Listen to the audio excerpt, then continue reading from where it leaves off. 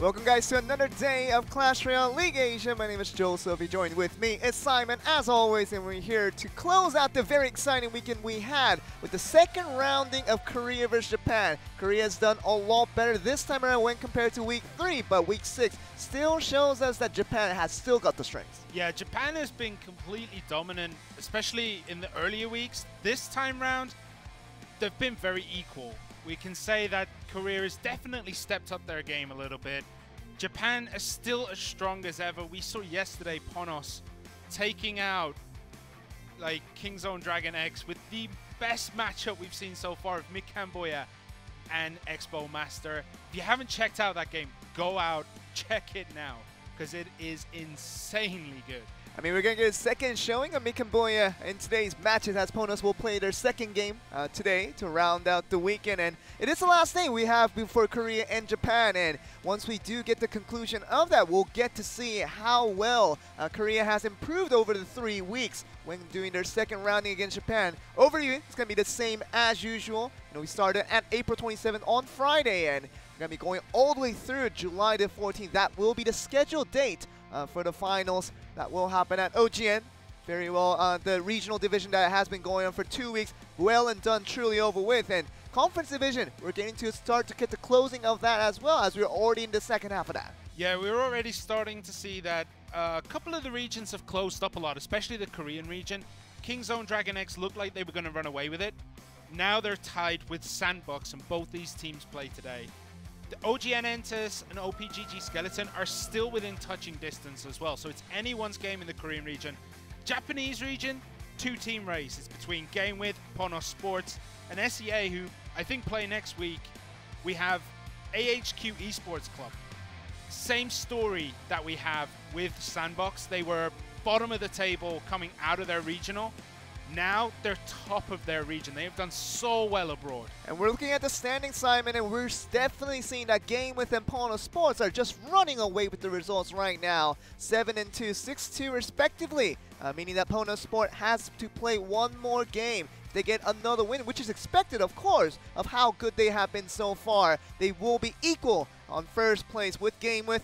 And it'll be really interesting to really see how much domination that Japan teams continue to show until we get to the playoffs itself. Yeah, the Japanese teams definitely look as though they're going to dominate the rest of this tournament, but we cannot count anyone out.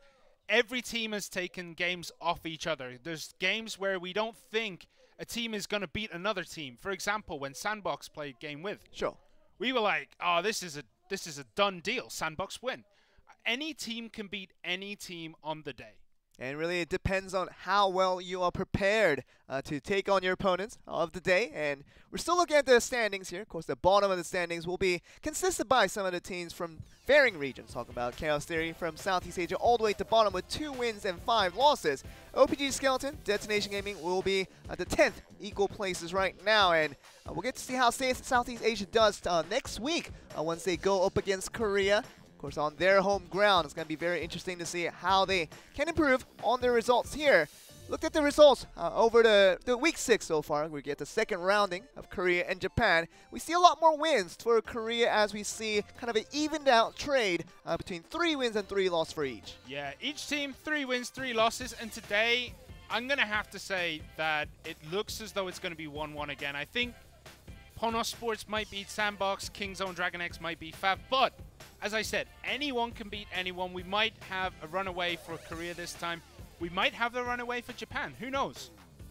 And really just looking at what happened in week 6 of 7-1 record for Japan meant the humiliation of what Korea was trying to do during that week 3. Of course, the opening week of the conference division meant that the Korean teams came with high hopes trying to at least equal out in trade in terms of their ambitions towards the Japanese team, but did not happen that way. Other than Sandbox winning one game, every other team lost every single match of the day, and really became Japan looking like a stronger region above the rest. And they're still continuing on that trend, but as we see on today's schedule, we probably will get to see more of an evening out solution in terms of Japan and Korea in terms of skill level. Yeah, I mean, if Sandbox today can take the match off Ponos Sports, it kind of solidifies this like dream story for Sandbox where they looked dire. They looked really, really bad, but suddenly something clicks within the team and they've just dominated everyone since that point.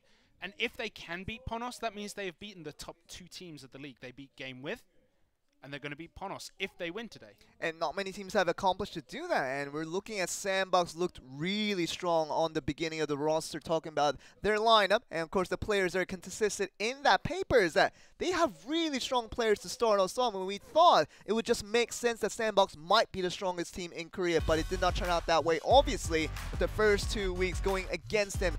No wins on them against the Korean teams, but once they start building their chemistry, once they get their synergy up, we see that the Sandbox is looking a lot stronger these days, and they just might be better than what we thought was previously the best team with King's on Dragon X. Yeah, well, right now they're kind of equal, I believe. I think they're both at 4-4. Yeah, they're both at 4-4. So considering that King's Own Dragon X dominated the Korean region, Sandbox were dominated, suddenly both these teams now are at the top of their game. What will we see going forward? Will we see Sandbox continue today against Ponos Sports, who are up on the screen? Mikamboya, absolutely amazing player. Fuchi, great. Tengod, really good. Raiki Jones, honestly, this guy, fantastic 2v2, and we've seen some pretty good 1v1 from him too. I think the best thing we can come to a conclusion with is that Mikamboya and Raiki Jones just might be the best 2v2 duo we have in this entire tournament. We talk about Game With having shown on that fantastic 1v1 position, really can beat out anyone on a good day. And we're looking at Ponos Sport though. I think this is team about Mikamboya, but there's the rest of the players that are in that roster looking still just as strong. We could see them really beat out Sandbox in a humiliating way, but we've seen Sandbox on an evolving level. Now they're on another level where they might be contested as much. Yeah, each week they seem to learn a little bit more. They become a little bit more solid on the defense. They become a little bit more aggressive. Each week shows us another side of Sandbox that we didn't know existed in the first 2 weeks. Now that we know what they're like, honestly, I cannot tell you who is going to win this. I have a strong feeling, but Sandbox have proved me wrong time and time again. Let's talk about just a month ago where Sandbox stood at no wins altogether. If we put Sandbox right now against what we know of Ponos Sports, definitely we would have put Ponos Sports way over them. But the Sandbox now of where we stand today, they are a lot stronger team. And we talk about Beaver being very steadfast in that 1v1 role and that 2v2. Ito and Connie providing the stability for their team, and it just doesn't seem to be shaken as much as it used to be in the first couple of weeks. And now it seems like they could put up a really good fight against Ponos Sport. Yeah, but you talk about stability. Ponos have showed week in, week out, these guys are consistent, and their consistency is a level above pretty much everyone else we see here. They are such a good team together, and I gotta say, their strategy coming into this seems so good. Always starting off with either Fuchi Tengod. 2v2 is always Mikamboya, Raiki Jones, and then if it goes to that ace match, Mikamboya, the guy who just is so good at this game, finishes it up, and they just don't really lose if they go to that ace match. And what happens is that 1v1, they don't send out Mikamboya right away just so their opponents don't get used to his playstyles. And once you send it back on the ace match, he's basically, if not the best player, he's one of the best players right now in the entire tournament. And for that 1v1 standpoint that he can really make and really prove to everyone else, Mikamboya is going to be hard to beat on his good day. And what that means is that once you don't put it in that first set in that 1v1, the other team doesn't have time to study over what he's feeling on that day. And once you put him on the ace man, you just don't know what to expect. There is the other thing as well. You said earlier, Mikamboya, Raiki Jones are the best 2v2 combination right now. If you split that up, putting Mikamboya in the first slot, suddenly your whole team dynamic kind of changes a little bit as well. But we do see Sandbox here. We've got to talk about them as well. Xinqiu, 4-4. Has performed okay. He hasn't been dominant. He hasn't been, like, you know, losing all the time. He's just a really good player. And we see here, P.E.K.K.A ban for Tengod, Poison ban for Xinqiu. Interesting ban there, and P.E.K.K.A ban usually indicates to us the one that bans it out will like to play the heavy decks, especially the Giant, or even the Golem will be super viable here in the terms of the deck composition. And 3 minutes now for the two players to switch up their strategies, and based on the bans that have come through, they're going to pick out their decks for this first game. Yeah, I can see the P.E.K.K.A ban, as you said, maybe the Giant decks. We've seen a lot of Giant on ladder, we've seen a lot of Giant in Grand Challenges. We've seen quite a few games of Giant here, but the P.E.K.K.A usually doesn't get banned, and P.E.K.K.A is the answer to anything with high hit points. But we do have a lot of, let's say, Rascals. Rascals can deal with P.E.K.K.A kind of okay. It's not the best of trades, but if you pull him into the middle with the boy, he goes after the girls, that P.E.K.K.A is like taken down by the tower. Definitely is, and you just have to lure that in. Of course, Ice Golem sometimes counters the P.E.K.K.A very well as well, but you talk about something that goes directly to a tower like the Golem and the Giant, you're gonna have to find something that can take care of that aspect. But you talk about P.E.K.K.A being banned is literally you saying that you're going to play these heavy cards that you won't be stopped. And Infernal Dragon, there's a lot easier way to take care of that, but when a P.E.K.K.A comes to you as a counter, it becomes a lot harder to take care of. Yeah, P.E.K.K.A just pushes, like, P.E.K.K.A is the best defensive tool that can go forward and attack. And if it reaches the tower, oh my, it is over. Like, he does, well, I say she does so much damage. It is unbelievable.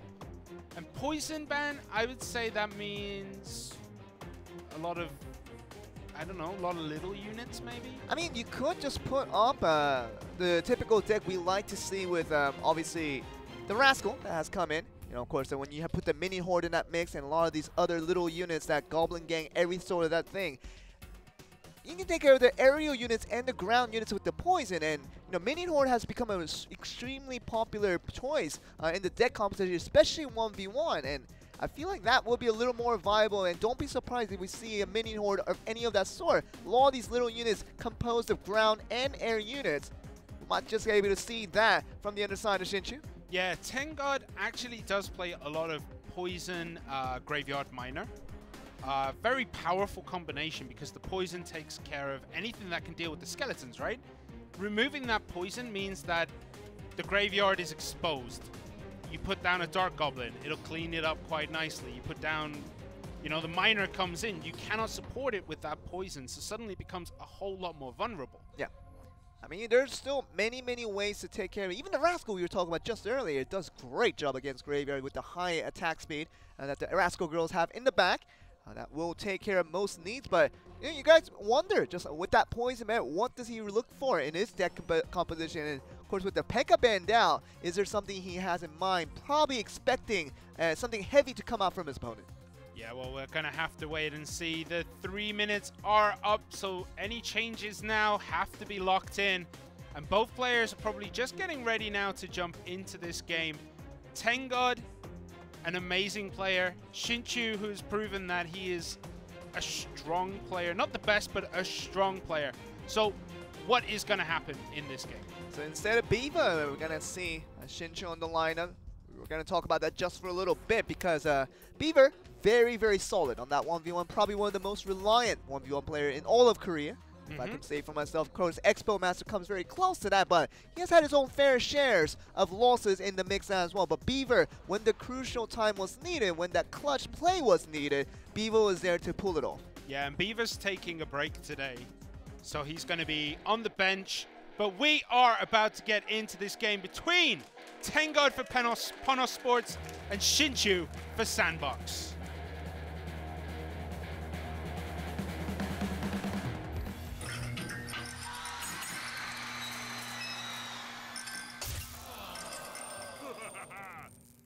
And here we are, Tengod for Ponos Sports. Probably one of the best teams right now in all of Clash Royale League Asia. Just getting ready to show their domination once again. But Sandbox have evolved. See what we can do. Expect out of them. Gonna see the Lava Hound start off from the side of Tengon. Yeah, interesting. Usually, does this mean we're going to see Lava Hound Balloon? We don't seem to have any kind of counter put down right now for Xinqiu. Offensive Lumberjack. This is very interesting. Xinqiu, I don't know what he's thinking with this, but definitely we have the Tombstone, which is a wonderful, wonderful counter. Yeah, I guess look at the Giant Skeleton on the other side. My guess is he was hoping that the Giant Skeleton would run into the Rage if it was anywhere near the tower. Unfortunately, it was pulled into the middle by the Tombstone, meaning that he doesn't get any value off that drop to Rage potion there. Okay, so that was fine. Of course, they're trying to use both lanes there. They're trying to land that Giant Skeleton, hopefully getting in there. But we see a lot of interesting picks by Xinqiu. Now we see the Magic Archer, probably unexpected by Tengon. So much so that he used a Fireball to do overkill on that one. Yeah, it's weird for me that he played that down. Usually you would use the Magic Archer right at the bridge and try to get the angle so that you can hit all the units and the tower. Sure. There he puts it at the back. It gets fireballed. I don't know what he was kind of expecting there, but it got fireballed, it's dead, it's gone, and now Tengon knows it exists. It's going to be interesting in the way that Tengon approaches the situation now, as we see the Rage being put down. It's going to help the Spear Goblins do a little bit of damage, but still look at this. The Giant Skeleton still being very aggressive. See the Rascal now. Still haven't seen why the P.E.K.K.A was banned. That's kind of the biggest question we're throwing out now, is that, you know, we're not going to see the Giant nor the Golem, but maybe a bit of a false flag, but look at that Miner going to town. And with the Lava Pup, even the Lava Pup is not taken out directly by the Magic Archer. So we see that along with the Miner, the one Lava Pup barely staying alive does tons of damage to that tower on the left. 498 left for Xinqiu's top left-hand side tower. And we see Xinqiu once again going for this Lumberjack Giant Skeleton Mega Minion. Is it going to work this time? Heavy push on the right, though. We're going to see Xinqiu really go for it all. As long as that Giant Skeleton can reach the tower, that will be mission accomplished. But she's got it barely away. We saw it almost get there, but definitely not going to be reaching the tower quite yet. Yeah, look how much damage those raged up Spear Goblins are doing, though. With the Rage down, they get 2 spears instead of 1 spear before they go down to the tower. But that Lava Hound at the top left-hand side, that tower is down.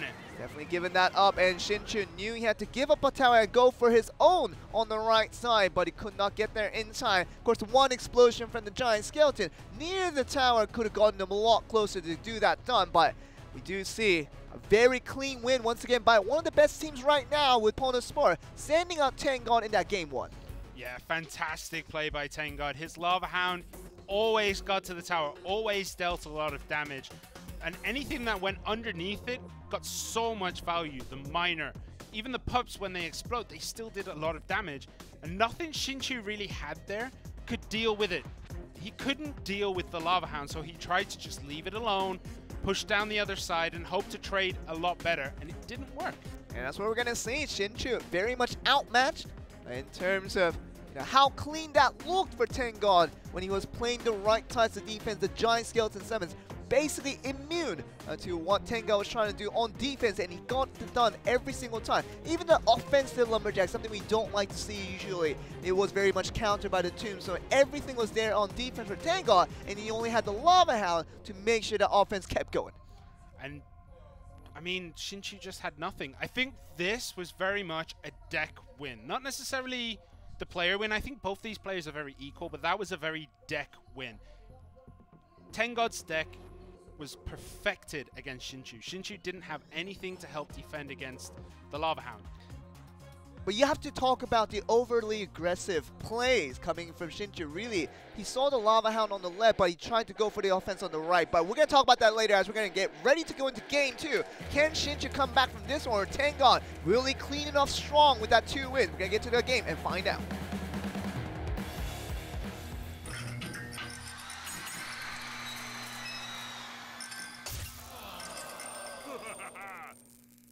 And in that game 1, Simon, we're talking about Tengon summoning that Lava Hound on the left. Everything was out put on the right, because he literally didn't have a true answer for the Lava Hound, and it was overly aggression, and definitely Tengon had the counterintuitive to understand how to defend out every single time. Yeah, he had no choice that last game. He had to go all in down the side, and we see an Expo put down here. I think we were saying weeks ago that I don't think we would see Expo and Rascals in the same deck, yet here we are. Rascals in the front, Expo deck in the back.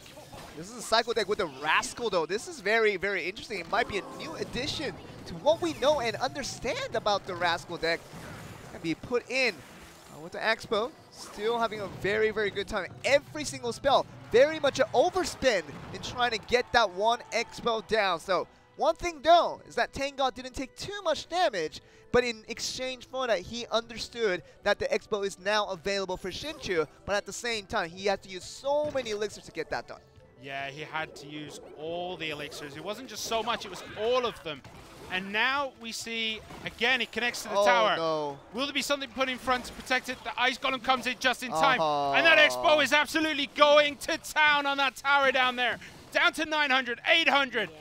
That tower just is dead. There is nothing he can do. There's nothing you can do, and it's a goner. And we talked about the Goblin Barrel being sent out as soon as he saw the Expo. Was that the best choice? Because you're literally limiting yourself of any type of defense trying to knock down the Expo. If you can immobilize that one unit, then you can make the other units do so much for you. But you know, we lost the track of what we could have gotten it if that Expo was going to be disabled. But very nicely done by Shinchu there. Yeah, now Shinchu can just play the defense. He doesn't need to go aggressive. Both his towers are incredibly healthy. So he can just sit back, defensive Expo positioning the rest of this game and take it. He doesn't need to push at all. However, I do want to see what his last two cards are, because when I go home, I want to copy this thing. Tesla in the middle. We're going to see this being at work here. And we're not even seeing the archers for a bit, so I think that might be the only difference here. We like to see the usual cycle deck is very, very common. Another offensive summon of the Expo. He has the difference one still in the back with the Tesla helping out. There's no way you're going to get through that wall right there. No, that wall is impenetrable. All you can do to protect your tower at this point is just throw in bodies to make sure it doesn't connect. Absolutely pitiful there. I mean, trying to talk about what you're trying to get back from it. There's no damage done to any of the tower. Tengod's just looking and screaming, as you can see on the right, left there, and really just shaking his head left and right. That was an absolute defeat, and Shinchu rightfully deserves that win. Yeah, after this game, I'm going to go see if I can run over to Shinchu and find out what that last card was, because we saw the Fireball come down. What did he remove? I'm going to say that he removed both the Prince, the Knight, and the... Well, the Knight was replaced by Ice Golem. That's usually the usual substitution, that you either use the Ice Golem or the Knight, but you just don't have both usually. But I'm talking about the Archer. I think that would have been replaced by the Rascals. That makes a lot more sense. So what would the last card have been? Because I know you play this cycle deck a lot. I mean, let me look at my phone right now. I'll tell you I have it with me. I play that Expo deck all the time. Get some time out. Good for us to get an additional minute to look at this. Okay, so let me show you the usual. The cycle deck here. You get a skeleton, of course, the Ice Spirit, and the Ice Golem. That's the one. That's the one that can be substituted with a Knight, and the Archer will be there as well. And I think this would have been the card that would have been substituted, because you get the Fireball and the Zap right there in the mix as well. He didn't have the Zap though. He didn't show all of his cards though. That's the point. Okay. Okay. All right. I think it'll be fair to say that it's going to be the Expo, Tesla, and in that order, from the Rascal replacing the Archer, then the Ice Golem, Ice Spirit, then probably the Skeleton, Fireball, Zap to round it out. I can see that, yeah. Be sure to ask Shinchu if that was correct, though. I need some confirmation on that one. Yeah, I'm going to ask him to screenshot me that deck, because I really want to know what it is. But we do have the timeout, which means that Ponos Sports are taking this time to make sure that this last deck takes the victory, because if they lose the 1v1, it's going to be much harder for them in 2v2. However, Mikamboya, Raiki Jones, insanely good at 2v2, but Ido Kani also up there in terms of 2v2 play. And this is where Sandbox really surprises us, right? And when we feel like Sandbox is going to be heavily outmatched, talk about that game one, looking very much the favoritism in terms of Tangod doing so well over Shinchu in that game, when we thought that just pattern would continue to get a very clean game to win and end out this series. But you know, we saw Shinchu just out of nowhere pull off the Expo deck with a cycle that has been edited quite a bit to bring that Rascal in instead of the Archer. And my God, I mean, there's nothing you can really say about that other than the fact that it's been really good and kept Tengon on his heels and nothing for him to do there. Yeah, I still think that first game went to a deck win. That second game was very much a more skill-based win. You think so? Yeah, a little bit more, but it is as much a deck win as well. Sure. Because he didn't have much. If he had Giant, like we thought, he would have been able to tank that X-Bow. But we are about to get into Game 3 between Tengon and Xinqiu. Let's get into this one.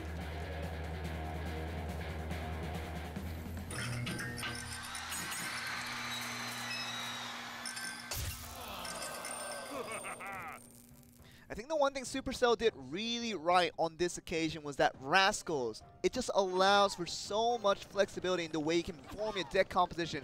The last thing I expected was an Expo deck. With the cycle, putting the Rascals in mix, it works so well. Yeah, I mean, we were talking for weeks about whether Rascals would go into that like Expo deck that we see, and we all kind of agreed that, no, it's a bit silly, it's a bit too heavy, it ruins the cycle. Today we saw it, and we saw it win. So there is the Giant, finally plays down that card. So what are we going to see behind this? You think we're going to see Night Witch? There is the Lava Hound for Xinqiu. There is the Night Witch. Okay, so you definitely guessed that right, Simon. And this is the reason why he banned the P.E.K.K.A in the first place, Tengon. And you had the Giant deck ready to go. Always remember that a broken clock is right twice a day. And here we have the Lumberjack as well. The Lumberjack's going to go to town on those guards. Once it gets to the tower, if it dies, it's going to rage up. There we go. It's going to rage up the Night Witch. The Night Witch is going to deal a lot of damage here. Oh. And those bats as well are going to start coming. And look at the damage done there. 408 and remaining. Cycling back to the Giant again with the Mega Minion. And then right now it seems like he definitely has a control to Tengon. Yeah, and the thing is now the pressure is on Xinqiu. He's not going to be able to really save up and keep a tower alive and use that Lava Hound. He had to sacrifice it if he wants to use this Lava Hound aggressively. Offensive Lumberjack here, and only the Inferno Dragon to take care of it. It's still going to take a lot of damage, down to 1934 just on that one summon right there. Yeah, the problem is for Xinqiu that his deck is very, very heavy, and for that, he has to spend all his elixir trying to defend. Defend, defend, defend. I mean, he's basically given up on the left side, but for this time around, Xinqiu just is relying on the Lava Hound. That it's looking like it's going to work out, but with the balloon, this is going to be all in here. If this doesn't work out, I don't see Xinqiu winning out this one. Yeah, it needs to work here, and it is working so far. There's the fireball. This balloon is at almost full health. The Lava Hound pops. That balloon is going to take down that tower, no problems at all. Yeah, but at the same time, we're looking at the second tower for Xinqiu, and can he predict this? Because the Giant is coming in. We're still going to see the Lumberjack go down, putting him in the rage, and still the Mega Minion doing a very good job of chipping it down to 864. Now, what can Xinqiu do? Can he pull another Lava Hound push? But I think the Giant is going to come first from Tengon. Yeah, I don't think he's going to be able to afford it for at least a while. He has to make sure his defense is on point. And right now it is, but how long can he sustain this? Will he be able to push forward? I'm just not sure he can. Okay, we're going to see a couple of pokes coming from the Night Witch. Very good job of Xinqiu to at least survive his tower for the time being. And again, look at this. Flying machine there to annoy. And there's the balloon. Okay, just needs a lot of drops. You're not going to do with the couple or two drops. It's going to connect again. Okay, it's going to connect, but how many drops is he going to get? It gets one. It's going to get two, no problem. Okay. Is he going to get the third? Three. Okay. Perfect zap. And look how much damage is being done at the top for Tengon here. Okay, we're going to look at 604. This is overtime, so 604 to 575. Surprisingly, Xinqiu is a little bit on the lead, but who's going to get the first one right here? We don't need to see a drop here. That will be the end of Tengon. But we're going to just try to see if it's stopped for time being. Is it going to be in range? It's going to go to 102. So another one of those things going to get down. Does he not have any defense? He doesn't. It's over. He didn't get the Infernal Dragon in time. And oh my goodness, Sandbox picking up the win out of nowhere. And that's going to be Xinqiu picking up the 1v1 in this first match. This is what we've been talking about. Sandbox is the type of team that have just started to pull away from anyone around them. Sure, Ponos Sports are going to have to go into the 2v2, they're going to have to win that, and then they're going to have to win the ace match. But Sandbox consistently surprises us. they're at this point, man, and just look at what Pono Sport, they were not expecting this. They were not expecting to go to 2v2 being behind. Because we thought that Tengot was going to be a formidable opponent to Hsinchu that's going to have a hard time to deal with. But as a result, we see that Hsinchu did lose at the first one in a deck loss, as you were mentioning. But Game 2 and Game 3, some way or the other, he got the win, and Hsinchu is now going to bring the W in that 1v1 for now for Sandbox. Yeah, I've been looking on Twitter, following what people are saying, and a lot of the teams are kind of sleeping on Sandbox. They're kind of underestimating them, I feel. And a couple of other people agree with that. And they showed today that they've come out with these decks that are just super interesting, like the Expo Rascal. And I do think that Game 3 was another deck win, but that deck was played flawlessly. Tengot had no answer for the balloon in Game 3. I mean, you talk about the question earlier of not having a zap there. He had a log instead of the zap, which is a fair substitution in that spell. I think that last card would have been a skeleton. That's kind of my guess on it, just for the faster cycling. Makes sense, but I mean, it's still a lot of questions in the air. You're going to have to ask Hsinchu after this game. Yeah, Game 3 looked very, very troublesome for Hsinchu, but he kept his cool, played the balloon. The balloon took out the tower. There was no answer for it. And then the balloon connects here onto that King Tower, and it does so much work. Even when it's fireballed and zapped, it still took that tower down to 102, and then just finishes it up with that Inferno Dragon, who really only needed to tickle the tower for it to go down. Very, very nicely done for Hsinchu. Pulling off strong when he went down to Game 1. It could have been very unfortunate for him, and feeling distraught. It was very important to recover his mentality. Make sure he was ready for that Game 2. He definitely was good enough to win Game 2 and Game 3, 2 in a row. Now we're going to see this duo right here. Might be the best duo we have in all of Asia. Talking about Mikenboya and Raiki Jones. 6.6k for Mikenboya. One of the best Japanese players, if not the best Japanese player we have right now. Yeah, and Raiki Jones is his perfect soulmate when it comes to these games. Looking at their results, they're 6-3. They have won every game 2-1. The first time we saw them was against OPGG Skeleton, and there was a tie. I mean, it finished 2-1-1 in that game. These guys have played so much 2v2 together, and they have not lost a set single yet. one. They haven't lost a single set. And here we see Ito and Kani. Just quickly check. They have 5 wins and 7 losses with Ito. They lost to Kingzone Dragon X. They lost to Fab Gaming. They beat Bren Esports. They beat Chaos Theory. And they lost 2-0 to Game With. I mean, look at this. Sandbox, Ito and Connie has done well for their team, but still with a losing record. They would like to change that today and maybe get up to a more of a winning, more of a positive-looking record for these guys. But they're up against probably the toughest opponent they could ask for with Mikenboya and Raiki Jones. We see the bans coming through. We see a Golem ban. Yeah, we had this yesterday as well. We saw Tornado and a Golem ban together. Golem ban is still a very interesting choice, but it does kind of kill a lot of the decks that people have been practicing with. We've seen so many Golem decks, especially from Pono Sports over the last few weeks.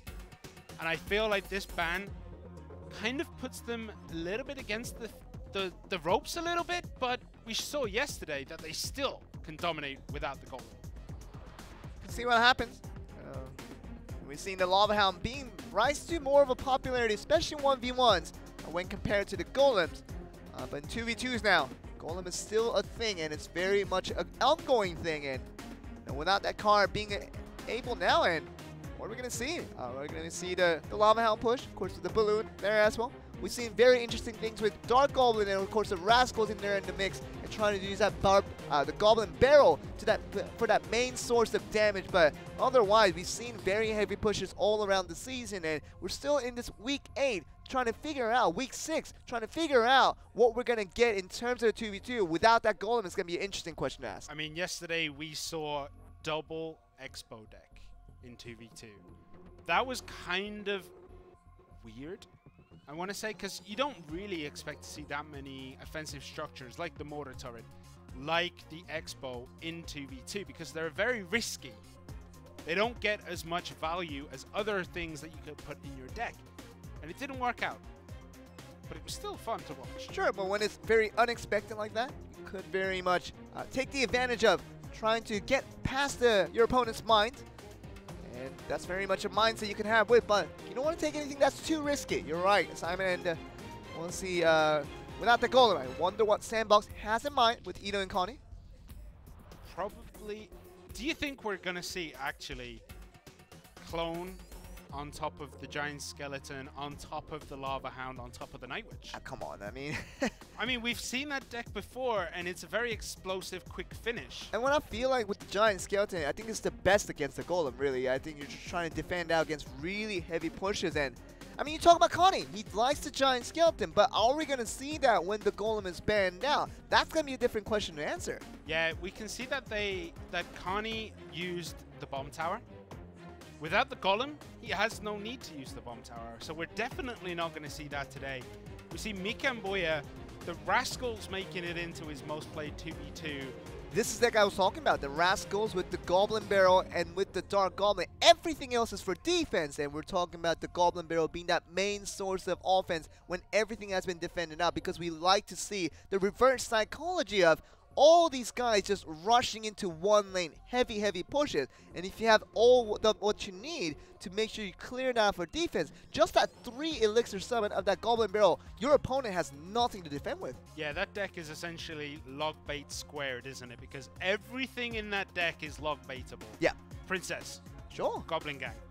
Barrels. Goblins. It's quite good, and it has won many games already between this Korea and Japan clash, especially after the Rascal has been introduced. And we're bringing this into play, and we're still trying to find out if there's a better deck that can win more games than that. We'll have to wait and see. I think we're just about ready to jump into this 2v2 between Mikamboya Raiki Jones for Ponos Sports and Ito and Kani for Sandbox.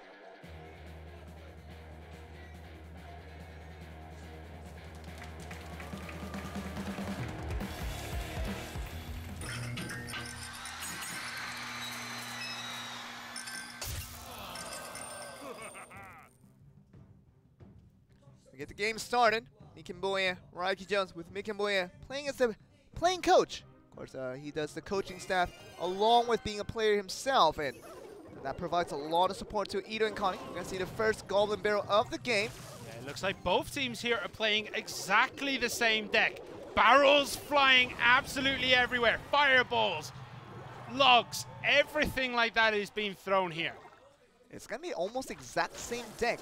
This deck has been so successful in all of the 2v2 so far, and the Dark Goblin, such a great defensive tool if your opponents can't get to it.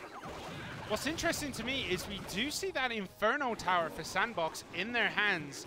I wonder what that is for. Since they banned out the Golem, I'm assuming they probably thought that Giant would be a good substitute. But this deck, this Rascal, Goblin, Bait, whatever you want to call it, just shows its power over and over again. So good. Talking about that defense on point there. Literally, both players have not really lost a significant amount of tower HP, and just goes to show you that this card works. This works so well, especially in a heavy push, but now these two players have a very similar decks of cards, and let's see how that works into play, because just got to out-counter one another to make this stun, and Fireball, anything you can do to make sure you have what it takes to knock off the defense here. Yeah, you want to make sure that you are perfectly defended here. The poison in that top, taking care of all the defense, and almost those Dark Goblins connected to that tower.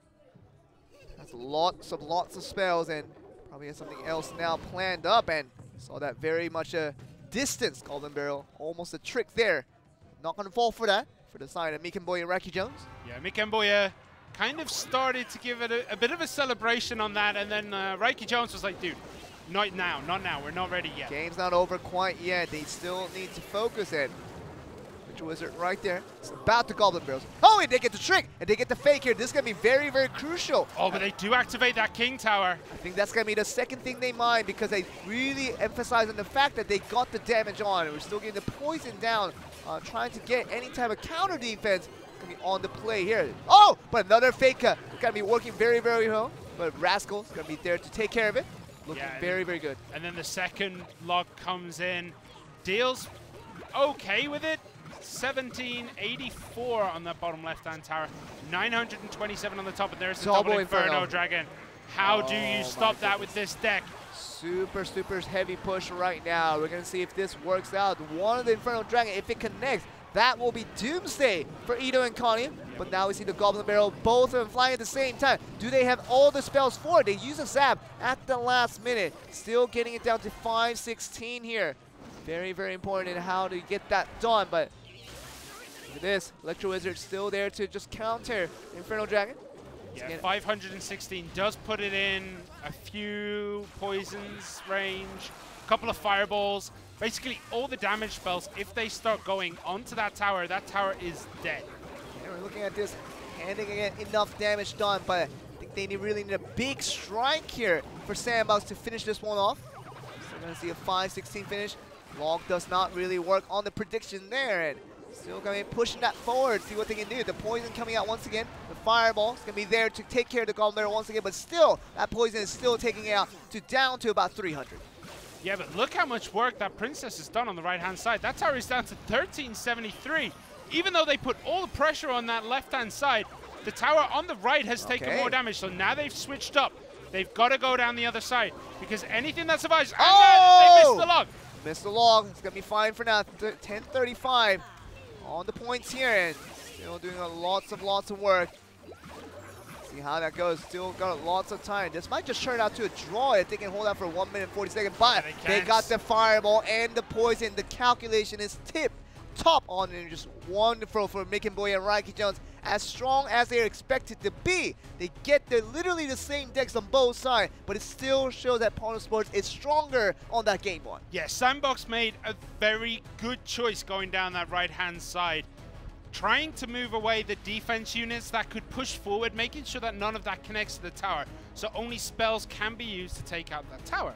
But you know what that does, though? You know, when you put your offense on the right side, then you have no counter defense on the left side where Meek and Boy and Raiki Jones are going to throw all their offense down. You have less units that are going to be on that lane, so it makes it a little bit difficult. So it made it a lot easier on that spell rotation eventually when they got to the poison and fireball in the end. I'm not so sure, because if, like, Pono Sports, if Mick and Boy and Raiki Jones didn't defend that, they'd have lost the game. That tower would have gone down almost instantly, so they had to start using their units there to defend, which means that Sandbox know that only spell damage is going to be used onto that tower, so they know they have to push that side to try and take it. It was a last-ditch effort, and it almost worked. That tower did go down really low. Really did, and we're going to see how that really fares into the game two. We're going to get that to very soon here.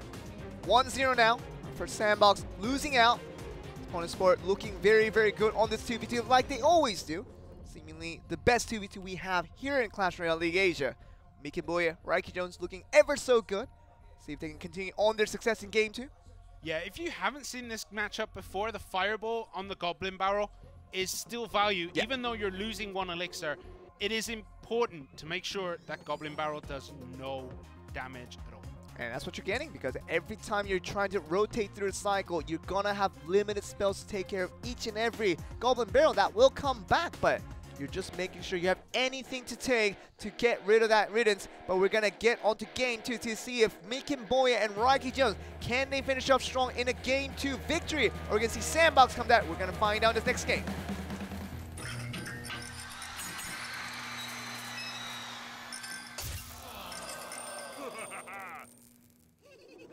Starting off strong right here already with the Goblin Barrel. Fireball only getting one of the Goblin. That is a huge mistake to start us off. Already down to 2-37 after losing an elixir trade. Yeah, Ito looked like, oh, I cannot believe I did that. But Expo, hello. Defensive Expo now to just target out the Tombstone. But definitely has the Dark Goblin to take care of that one and try to just use that Ice Spirit.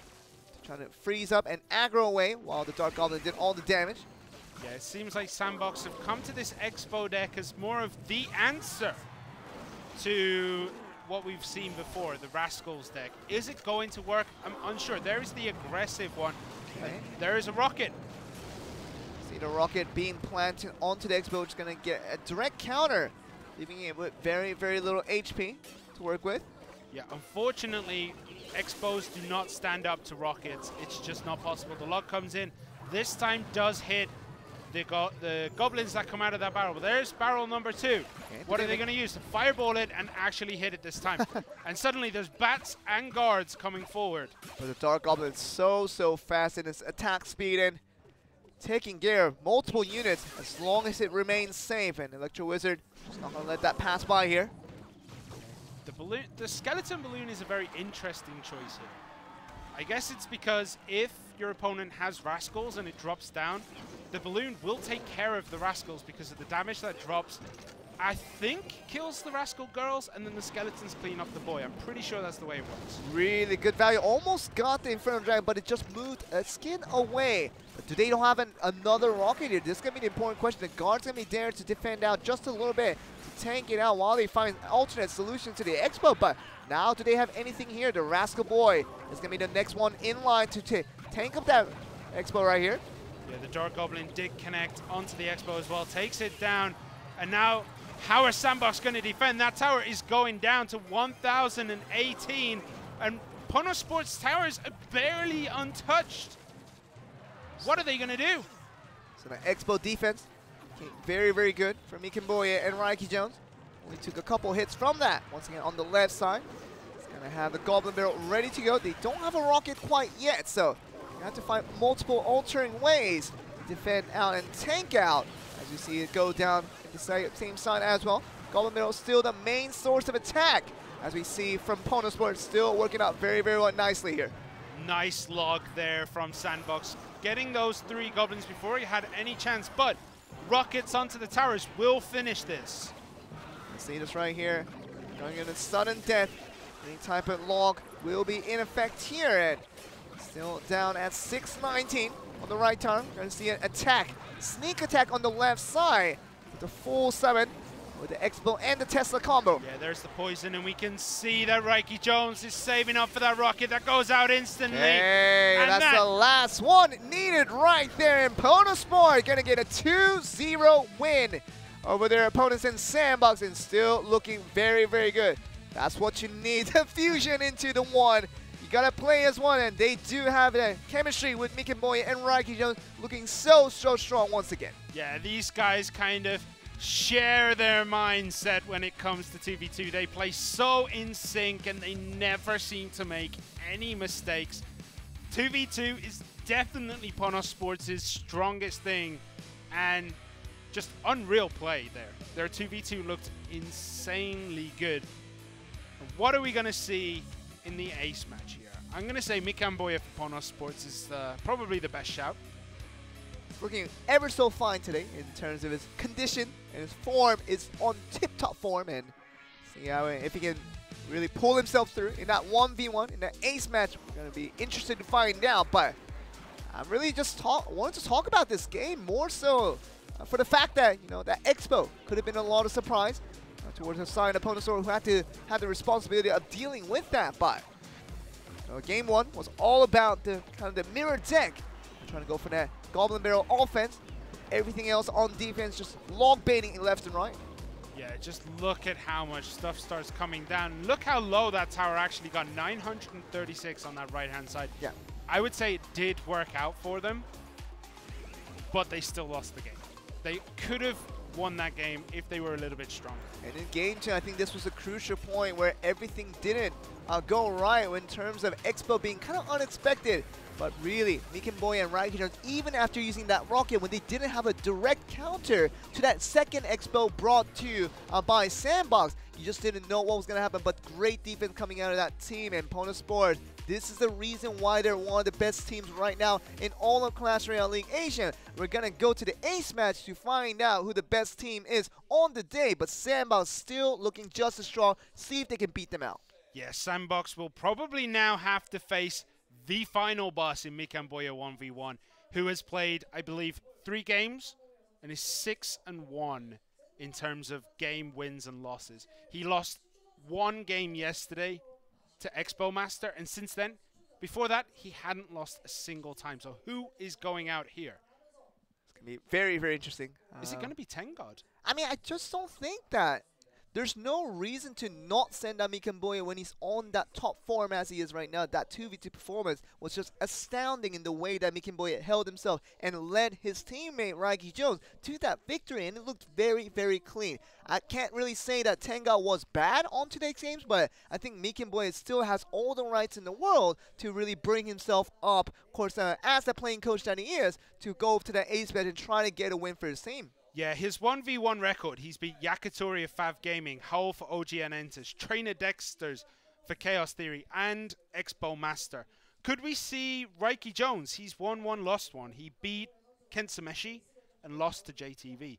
That is a possibility as well. We could see Raiki Jones in there. The one player we're not going to see, though, is Fuchi. I mean, definitely he can't play. Obviously, not playing the 1v1, 2v2, you have to participate in one of those two sets in order to come out again for the ace match. But I think Mikamboya will be the strongest prospect in terms of who will be coming out for side opponent sport. But let's talk about Sandbox just a little bit. We do have 3 players to choose from, and from today's games, who do you think will be the best candidate to come out and probably face against the strong side opponent sports? I'll just take a quick look at the wins and losses here.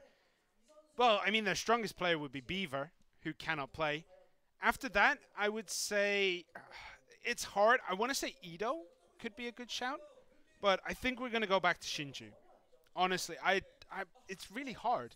Really hard to know who Sandbox are going to throw out, because when they don't have Beaver, they don't have this obvious player that goes out in the ace match. Literally, Beaver is going to be the Mikamboya of the side of Sandbox, but we're not going to have to wait for long, Simon, and we're going to find out who's going to be making the appearance now.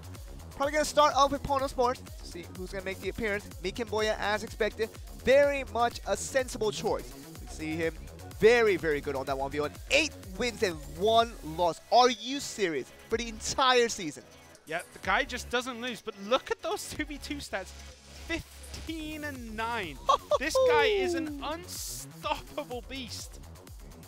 I mean, there's a reason why he has a 6.6k trophy count, even though he probably experiments with so many different decks. Yeah, it's not like us where it's like, oh, I'll change from my deck and drop 1,000 trophies. Yeah. But now we're going to see Sandbox's choice, and it is Shinchu. Okay. Okay, let's get this on. Shinchu's record is 6 and 5. Obviously, he won 2 games and lost 1 before. So before coming in today, it was what, 4 and 4? Sure, 4 and 5. 4 and 4, you're right, yeah. It's going to be right on even, but does get 2 wins and 1 losses for today's games. And that 1v1 now is going to bring it over to 6 and 5. And try to pad on that record by beating Mikamboya is going to be a possibility, but the difficulty of that, it's definitely at a much higher level. Yeah, Mikamboya pretty much is the final boss of Clash Royale Asia. The guy just tanks everything, deals a ton of damage. Is it possible to beat him? We've only seen 1 player take a game off him and still ended up losing. We see the Expo ban and a minor ban for Shinchu. Very interesting choices. Very, very interesting right now. Mikamboya got the smiles on his face when he saw that minor ban, as if he was trying to say something there, but the Expo deck makes a lot of sense. Talking about, you know, being used against it for multiple times, that 1v1 and that 2v2. Seems like Shinchu knows how to utilize that card very, very well, and so does every other Korean players out there. But Shinchu has looked good in his 1v1, and it became a reason enough that he's going to be back out in his ace match to fight against the final boss, as you say, Simon, with Mikamboya. Yeah, if you've never played against the deck, you never kind of want to face it. Sure. So I'm guessing that Rascal Expo deck, Mikamboya looked at it and went, well, that's new. How am I going to do? How am I going to beat that deck? I know, I'll just ban out Expo. I mean, he'll study for it after today's game, but he doesn't have time after he just saw it for the very first time to look over and see what the right strategy is. So banning out the Expo really just negates that deck altogether, making it a whole lot easier to probably face none of the more unusual picks from his opponents for Mikamboya. Yeah, it's also paying a lot of respect to his opponent. Yeah. Banning out the Expo, after he saw it win, it's like, well, your play with that Expo was flawless. I don't think I'll be able to exploit it, so I'm going to have to ban it. The minor ban, though, it removes quite a few deck archetypes, right? We're not going to see minor poison.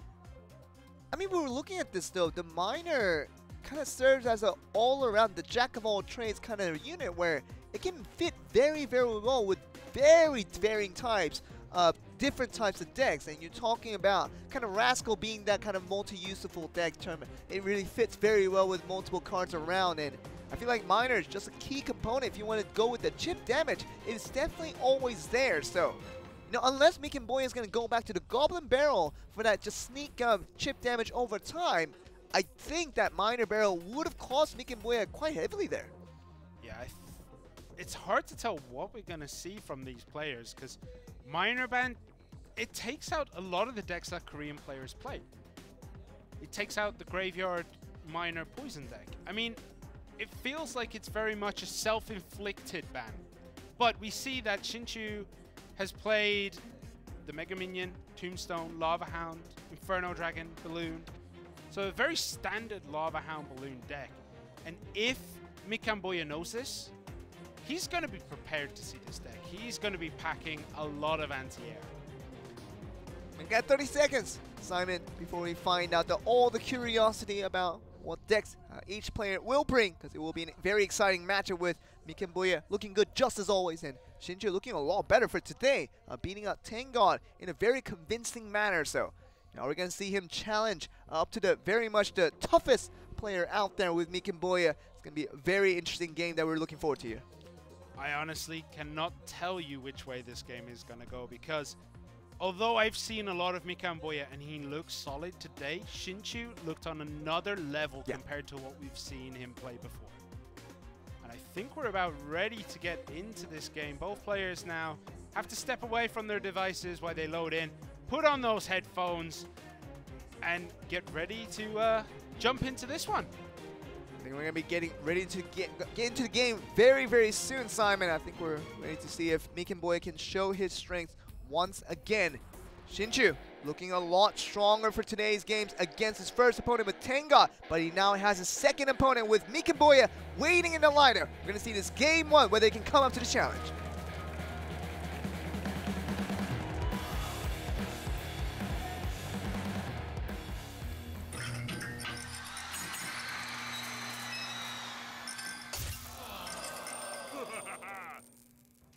I mean, I just can't wait for the Simon. We can't wait to see what type of masterful piece that Mikan Boya is going to bring out in this 1v1 again. Only lost one game out of the 9 games that he's played. And that was against Expo Master, who we all consider the strongest player in Korea.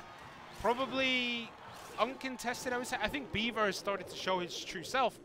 But, oh, and the Tornado activates the King Tower there. That is bad news for Mikan Boya in this game number 1. Very good thing about Shinchu that, you know, if you ban out the Miner, most likely that Mikan Boya was going to end up using obviously the Goblin Barrel and have the Tornado ready. Of course, without it being banned, helps a lot out. Of course, Mikan Boya has a very good defense against that Graveyard Poison deck, literally doing no damage and trying to clear out the waves from the Dark Prince there. Yeah, got decent-ish hits, 2251, took about 300 damage off it. But for 9 elixirs. But for 9 elixir, it's not worth it. Definitely not. But it did take out, the Poison and the Graveyard did take out the Princess, that's 3, and at least broke the shield of the Dark Prince. Still look at this though, Tombstone once again for Shinchu. Let's see the Ice Wizard take a few hits towards the tower, but we know that's not the most threatening unit out there. Again, just going for it. The log ready to go. It definitely seems like Shinchu was ready to face up against that Goblin Barrel there. Yeah, I think Shinchu kind of knew what was coming. The first time we saw the Goblin Barrel, it was tornadoed into the King Tower. The second time, the log. So how is he going to be able to defend this Ice Golem, Dark Prince, and Princess push? The Tombstone does a very good job, to be honest, of defending this, because he just distracts the Dark Prince long enough that he doesn't actually go for the tower. Tornado there, Fireball on the Ice Wizard. Okay. Oh, very close. Almost got the charge there. And the log, once again, very nice off of a sneak play by Mikan Boya. Could have went very wrong, but that Dark Prince not connecting was very nice of a defensive effort from Shinchu there. Yeah, Shinchu's defense right now is looking very, very good, but is taking a lot of damage from that Princess on that top right-hand side. And a very nice Ice Golem there just to make sure the Princess receives no damage from that.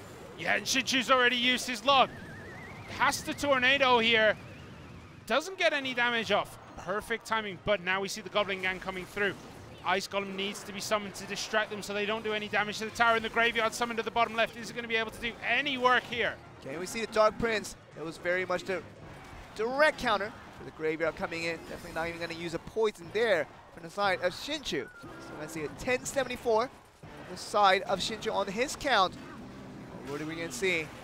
The other end of things. The Dark Prince should connect. Oh, perfect Ice Golem timing there, making sure that it doesn't. But look at the Inferno Dragon. Okay. How much health do both of these Inferno Dragons have? So much here. Oh no, I thought it was going to connect. Perfect Ice Wizard there, But distracting them. Okay, still right there. It's going to be limiting to a very nice plays here. And we see the Dark Prince being summoned on the right side. That's going to be a go time for the graveyard on the left side for Shinchu. This is going to be a big one right here. The Tornado finally being revealed on the side of Mikenboya, but still going to take immense amounts of damage at 1045 here. Yeah, suddenly this game has equaled up in next to no time. 954 on the top tower. 1045 left for Mikenboya. This is nuts. Who is going to take this game? I really cannot tell at this point. I mean, it definitely looked towards the side of Mikenboya for a second, but as soon as we saw that Dark Prince on the offense for Mikenboya, we saw that was a go time for Shinchu to send out the graveyard, feel very good about his chances. Yeah, and I think that's what Shinchu's waiting for again here. The Ice Golem does explode. Oh, I thought the Goblins were just about going to get a hit there. Didn't get any damage off again. Two Goblins are going to walk forward. It is a Knife Goblin. There's the Goblin Gang. How's he going to deal with the Goblin Gang? Ice Wizard in the back again. Okay. There's the Dark Prince. Are we going to see this as the go time for that graveyard? Graveyard Poison is an option right there, but are we going to see this happen? Once again, Tornado is still going to damage out just a little bit. Gets the poke onto the tower down to 686, but we're going to see this work on here. Still see the graveyard. I don't think the Dark Prince is going to be back in rotation quite yet. The Goblin Gang just used to very nicely maneuver around. And once again, he has nothing for it. Taking the log very, very late there. 488. There's a couple hits once again. The graveyard doing a very good job of poking it, making Boy's tower down to 774. Yeah, both these players now, their towers are in very, very dangerous positions. We do see a fireball for Mikenboya, but we don't see anything that can do that much damage to the tower. So one more hit off these Goblins, and he misses the log! The log is going to be missing out. He has to use the Ice Golem to make sure he's in there with the Inferno Dragon. Is going to be able to finish it off. The fireball just adding to the damage, and Mikenboya looked very relieved at a very, very close game. Yeah, Shinchu had that. He equalized it so well. He was in such a bad position for most of that game. Brings it back, almost takes the victory, misses that log at an absolute critical time, and loses the game because of it. Shinchu might be the best defensive player I've probably ever seen in all of the Korea region. We had many, many 1v1 players in the past, but in terms of offense, many have showed their moments. But Shinchu on the defense is top solid. And it took Mikenboya multiple attempts to get through this man. Yeah, his defense was very, very, very good. But missing that last log really did cost him the game. If he'd have caught the Goblins before they popped out and dealt damage to the tower, we'd have seen that tower still survive after the fireball. I mean, look at this. Timeout being called by Sandbox meant that was a very, very tough match. Almost went to the full time before we would have gotten to a tie. Something that even Mikenboya hasn't experienced himself. But very strong opponent that he has here now. Even without the Expo, Shinchu is looking very, very strong. That he's not just a one trick trying to beat out against Japan's strongest player. Yeah, Shinchu has definitely surprised me today. Before today, his results have not looked good. Yeah. Today, he's looking like a completely different player. He's looking better than Beaver, if I can say it for myself. Maybe they transplanted Beaver's brain into Shinchu just for today. Hey man, you know what? Whatever you need to get that done, but you know, brain transplants or whatever you want to call that. Anything's on the line, but Sandbox has been looking good these days. They have surprised us in different ways every single day, and today they surprised with this player right here. Shinchu looking very good at 1v1. If there is any team from the Korean region that can beat Ponos Sports, it might be this team. It's this team. They beat Game With. I mean, Game With at that time were looking incredible. Korea were getting absolutely stomped by Japan. Sandbox were the only team to take a win, and it was against Game With. really good stuff because Detonation Gaming, of course another Japanese team, were the only teams to beat out Game With during the regional division, but in the conference division, Game With was undefeated throughout the whole few weeks they've been playing, and Sandbox came to challenge them and really show that they can beat this very, very strong teams out there. And Pona Sport being one of those teams right now, I think Sandbox is really taking up the challenge and thinking they can realistically beat out Sandbox. All right, so we are about to get into this game between Mika and Boya and Shinchu. This is match point for Pona Sports.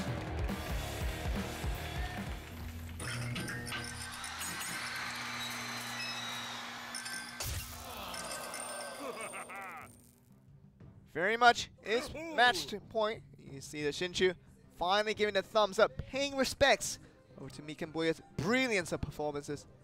Still gonna get in here. Mika and Boya only needs one more win. That will give him the results here and probably will take the series away from the side of Sandbox again. Hog Rider, haven't seen this in a long time. Yeah, we don't see much of the Hog Rider in 1v1. One hit. Does get one hit. That's why we don't see a lot of him. He only ever usually gets one hit. Most of the time he will activate that King Tower as well, because we do see a lot of perfect tornadoes played by these professional players. Tornado's not banned out, so the Hog Rider looking relatively weak here, but the Lava Hound on the left side for Shinchu is going to probably provoke the defense now for Mika and Boya. Yeah, is this going to be the Lava Hound balloon deck we saw before? There's the Hog Rider again. That's an incredibly quick cycle. Has to summon the Rascals at the back. They will get logged. So do get 3 hits. 3 hits? There was 4, right? I think it was about 3 hits. He got logged back just for one of them. Yeah, I think that's going to be 3 hits in total. The Lava Hound still very, very slowly, thanks to that Ice Wizard. Just trying to move in here, but still having a very, very tough time now. Yeah, look at that Rascal Boy just still, like, knocking things down. Perfect defense. Look how much HP was eventually lost off that Lava Hound push. 22-19 still on the left tower, while that Hog Rider did some serious damage onto Sandbox's team. I mean, Mika and Boya is a professional, an absolute professional hitman at this point in terms of 1v1. He'll take down absolutely anybody, and I'm assuming the price is right. There's the Hog Rider again. After just spending all that elixir on that Lava Hound, doesn't have anything to defend. That tower is gone.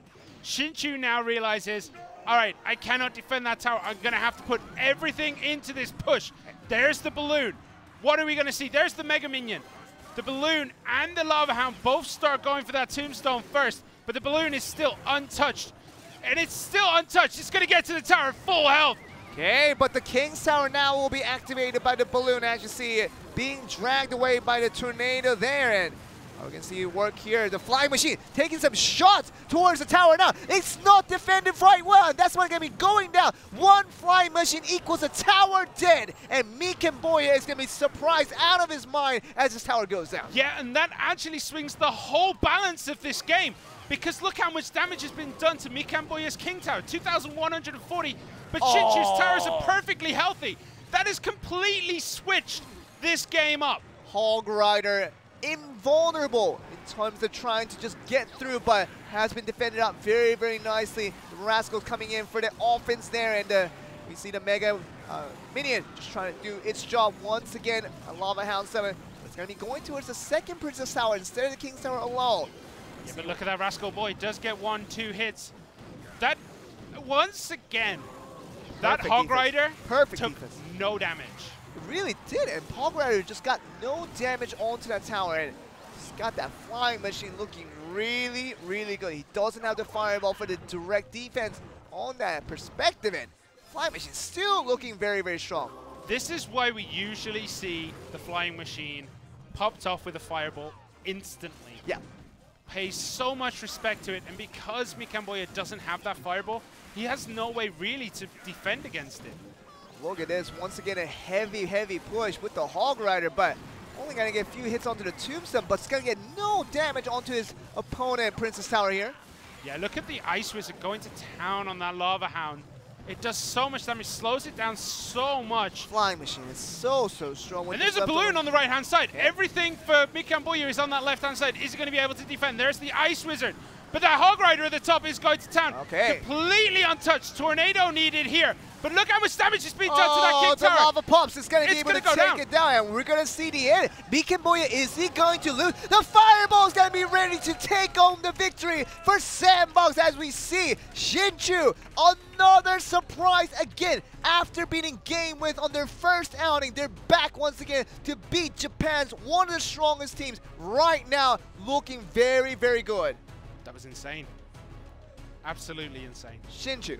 This guy is another beast that we have not recognized before, and he is here to prove himself now. Yeah. Incredible play.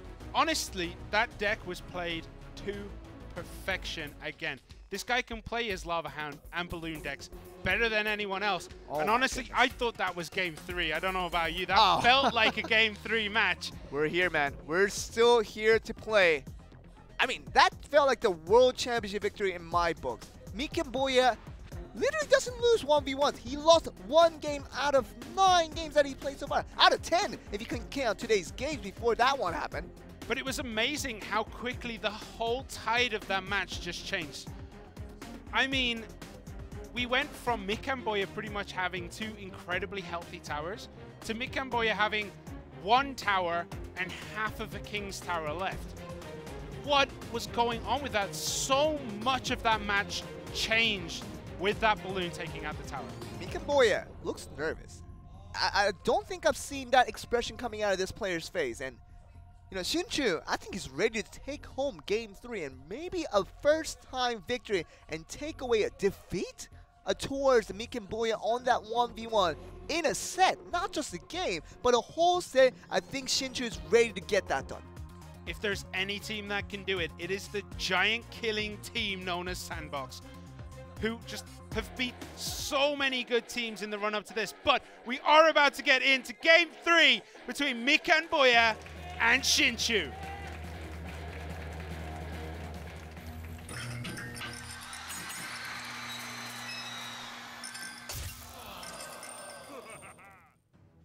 Why do I have this excitement that maybe this will happen?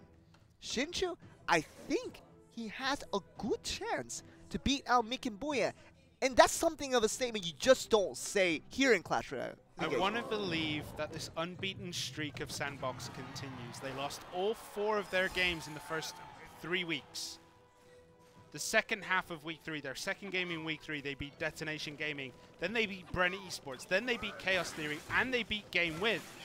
This beating Ponos right now will completely change everything. Can they be the strongest team in all of Clash Royale League Asia? Sandbox, can they be that team? Well, we're going to have to see. The Hog Rider does come into the tower, does get 1 hit, and the Lumberjack stays in the game. He takes out the Ice Wizard. He's going to take out this Tombstone right now because he does so much damage so quickly. Golem deck. And it's a Golem. For Shinchu. Does Mikenboya have anything to defend this? Remember, the Ice Wizard. There is the Tornado still available, so Golem makes it a lot weaker. And trying to push that all alone here. And there's the Night Witch, my favorite card, Night Witch Golem. What is he going to be able to do? The Mega Minion takes on the other Mega Minion. Oh, he's actually onto the Ice Golem. That Golem is taking a lot of damage. There's the Tornado, pulling everything back into the poison. This is why it's so good. Tornado is so good against any Golem deck. So you're going to have to supplement the Golem with any type of attacking units behind it. And any type of support when dragged into all together. Tornado does such a good job. I think Mikenboya has this guy figured out. And Shinchu, that Golem deck will be very difficult to pull off. Yeah, and no matter what you do to a Golem deck, it nearly always gets at least 200 damage onto the tower. And we see here, it did 200 damage. Hog Rider, Ice Golem summoned onto the right-hand side. Lumberjack used in defense will take down the Ice Golem very quickly. And 1-2 hits. No, 2 hits. Just going to be limited to 2 hits there. And still well on its way. And we see, this is an issue with the Golem deck. You have to put so much of your defense onto that left-hand side to stop that Golem coming forward. But you completely expose that right-hand side. Look at that Poison, though, doing a very good job onto the Ice Wizard, but the second Ice Wizard is still ready to go. The Golem the Bandit connects. The charge of the Bandit connects. That tower has gone down to 1,786. The golems, though, aren't actually going to make it this time. Was pushed out by that ice golem, but another golem has been summoned by Shinchu. Has to summon the Hog Rider for Mikamboya in the other side. Uses the Mega Minion to try and clean that up. It does mean he gets 2 hits. It's going down to 1240 though. It's 976 to get one more hit before it went down. So right now on the losing end, it's going to be Shinchu. That Lumberjack is going to connect. It wasn't pulled in by the tornado. That Lumberjack is doing so much damage. Oh, still doing so much damage. Lumberjack 570 down to 46 with that log, and even the Golemite exploding inside. It's going to get it down to 433. So Shinchu, each of his very crucial units connecting each time. Looking very good about his chances now. Yeah, Mikamboya did something that is very difficult to do, which is to pull that bandit onto the King's Tower, which is now activated. So that gives Mikamboya just that little bit more of defense. And there's a poison. The Hog Rider comes in, doesn't get a hit. Very good log. What are you going to do about once that? again charges in. Is he going to get the tower? Doesn't get the tower. Goes for the Ice Wizard instead. The Ice Wizard is going to go down. Will the Lumberjack be able to reach? No, it won't. There's the Rage in the middle of no man's land. The bandit trying to be used Hog Rider. here. Hog Rider. 4 and 12 gets getting knocked that one more But look hit. at that bottom left-hand tower. That left-hand tower is gone. It's gone. 1 HP. 1 HP. What is he going to do? Is that Lumberjack going to connect? No, it's not.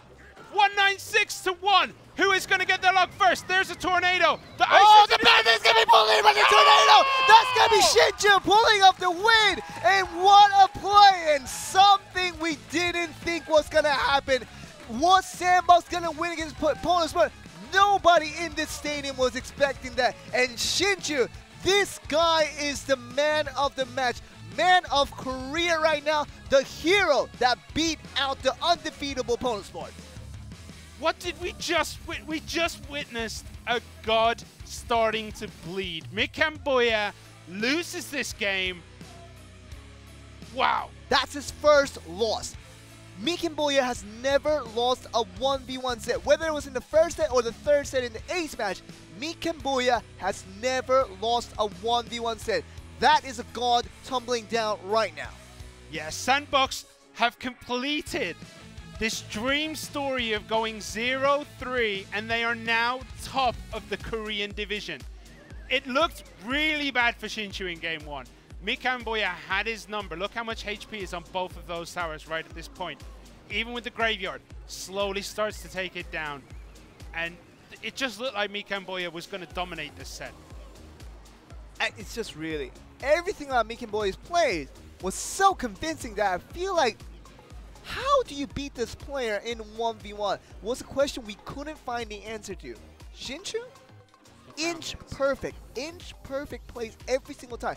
Any type of log to make sure the Hog Rider doesn't get one more hit. If the Hog Rider got one more hit on that game 3, if he hadn't put that log to make sure that one hit didn't come through, that poison would have finished that game off. Yeah, that flying machine did so much work in that game. Look at it, just slowly sniping off the tower. Mikamboya was like, oh man, I forgot flying machine is actually an incredible card.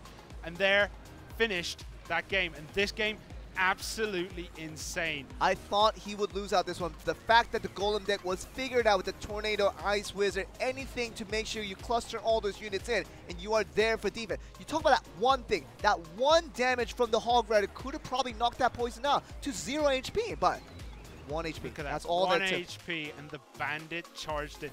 Winning with a Bandit while a tower has exactly 1 HP must be the greatest feeling. Oh my word. We are ready for an interview, and we're going to help you guys lead through what we're feeling with Shinchu. 한국에서 펼쳐지는 Sandbox and how he 한국 feels about the 대결. game. 오늘은 그 마지막 날인데요. We are on the 첫 last 번째 day 매치를 of Korea vs Japan, 장식한 round 팀은 2. 샌드박스의 Do 경기였습니다. see the 그 Pono 결과 Sports and Sandbox 샌드박스가 playing it 보너스에게 out. 패배를 And 안기며 Sandbox 5승을 did win out that 찍고 one 전체 순위 against 3위로 the 수직 invincible Pono 상승했습니다. Sports. We're 자랑스러운 going to have to 대한민국의 talk with 샌드박스 the 신진선 player 선수와 함께 himself 이야기 나눠볼게요. and 안녕하세요. see what he 축하드립니다. feels about the victory with Shinchu here. 승리로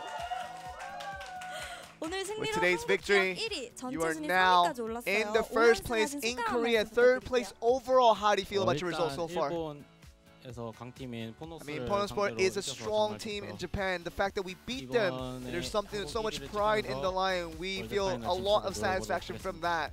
We're going to try to improve our results from here on. 상대로 유독 강한 이유가 And you 있다고 guys 생각하시나요? talk about you being strong against strong teams right now? Is there a specific reason for that? I don't think there's a specific reason, but I think we're just doing a good job against any team, and we're just going to do it well as against any team around the league. And it wasn't really much a heart-clenching game, talking about how close it was in the end. What was the biggest turning point for you guys during that series? I mean, you can't just relate to one moment, but we tried to stay calm throughout the entire series. And even though when we were behind, we knew that we can believe in ourselves and tried to make sure that mistakes were supposed to be limited. So we tried to do the best we can, try to eke out until the very end here. You guys seem very calm, as you said, trying to keep your calm. How'd you guys manage to do that? 되게 부들부들 떨면서 해가지고 I mean, I was shaking the whole time. If you didn't notice that, even if I was starting off, I had a hard time 사실 많은 getting to manage that 분들이 done. 비버 선수가 1대1에 나올 거라고 We 예상했었는데 thought that Beaver would have 신추 선수가 나와서 come out 많은 in 분들이 1v1, but 놀라셨어요. you were the 선발 one, 과정이 Shinchu, 궁금합니다. to make an appearance. But what was the reason for that one? 1대1은 최대한 팀 내에서 In 1v1, we tried to conversate with the teammates to see who the best 1v1 players is on the day. And 그래서 비버 형이 좀 더 we 많이 tried to go with Beaver. He was better on most of the games, but today it was for me to try out my turn here. 3세트 전에 팀은 The 모두가 third 오늘로 game, 나와서 third 어떤 set 얘기를 here. 해주시던데 Sure, that 어떤 was a 얘기를 lot of 해주셨나요? discussion here between you and your teammates. 일단 What 텍 was the 같은 kind of 경우에는 준비를 mesh of 많이 that discussion? 해와서 그런 거는 조언을 Yeah, we tried to give each other advice of what went wrong, what could have been done better, and we tried to reflect over it in that quick manner to make sure we improve in time for the next set. 다음 주 동남아와의 원정 You're 경기가 against 남았습니다. 앞으로의 Southeast Asian 각오 한 teams 말씀 in an 부탁드릴게요. away match. Anything you'd like to say before you get into those matches? 이번에 5연승을 하게 I 돼서 feel like, you know, we're on a 정말 5-win winning streak, and we can just 7연승을 해서 feel on 최다 extend that over to a 연승 기록을 한번 세워보도록 7-game winning streak will be our hopeful 네. dreams here. 그러면 같이 함께할 팀원들에게 한마디 Anything 해주세요. like to say to your teammates as well? 그동안 성적이 안 I 좋았음에도 know that our 불구하고 first few 믿어줬던 games of results 팀원들에게 weren't that very 감사하고 good, but I 네. thank you guys for sticking with us, and 정말 기분 좋네요. I feel really happy 네, with 오늘 the rest 멋진 of my 경기 teammates right 보여주신 now. 신추 선수 인터뷰 함께 And that was 나눴습니다. Shinchu 자, with 이렇게 the 해서 interview Simon, 샌드박스가 and 일본의 very good 강팀인 stuff 포도스를 from him. And 꺾고 5연승을 했다는 can we see 기쁜 the 소식 rise of a new 전해드리면서 superstar? 저는 Can we forget Expo Master altogether and just praise this Shinchu man? He's very, very good. I don't know if we should praise Shinchu, but praise Sandbox. I think we're going to go into a short break. We'll be back with the final series of the day, final series of the weekend. We'll be back after a short break.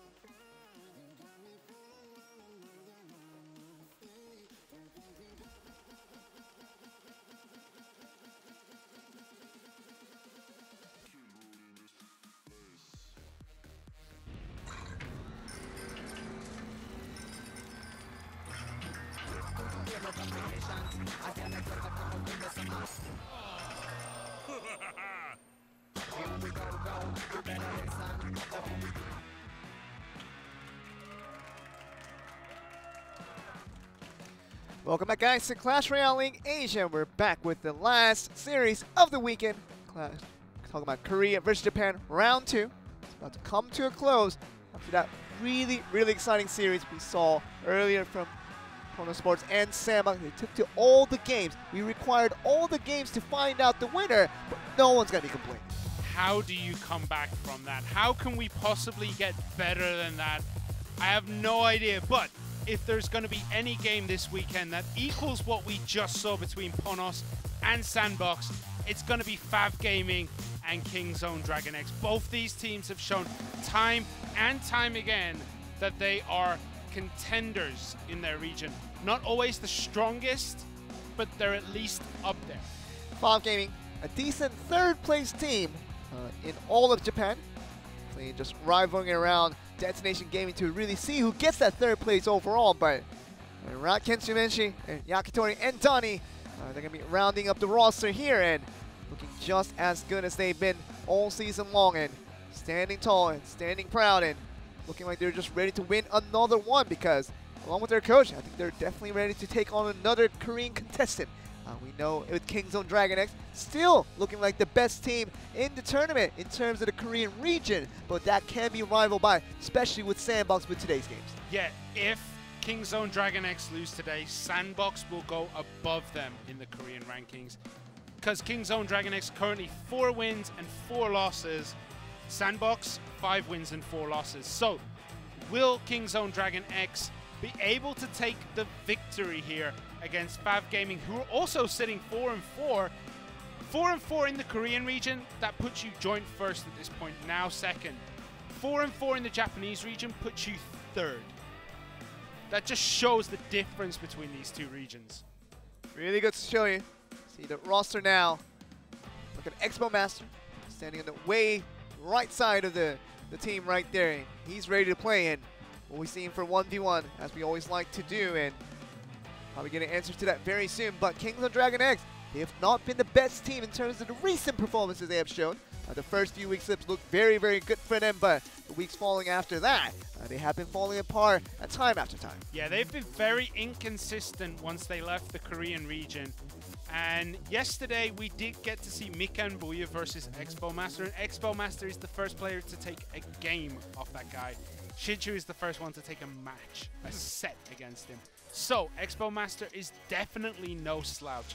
But we do see Danny, who we haven't seen much of, in all honesty. He's played 1-1v1 and he lost it 2-0. And I did have those games on a sheet somewhere and I've lost it. It's alright, but just goes to show you that wasn't his best debut, whatever team that was against. But now Donnie, he's ready to play. He's going to feel like he has a chance against Expo Master. He's going to be standing on the other side with 6.1k trophies. That's at least more trophies than the Expo Master. That helps out a little bit. Yeah, but Expo Master won CCGS Korea with the lowest amount of trophies in the league last year. So, I mean, trophy count doesn't mean anything at this stage. Anyone can beat anyone. Danny actually lost to AHQ Kangxi.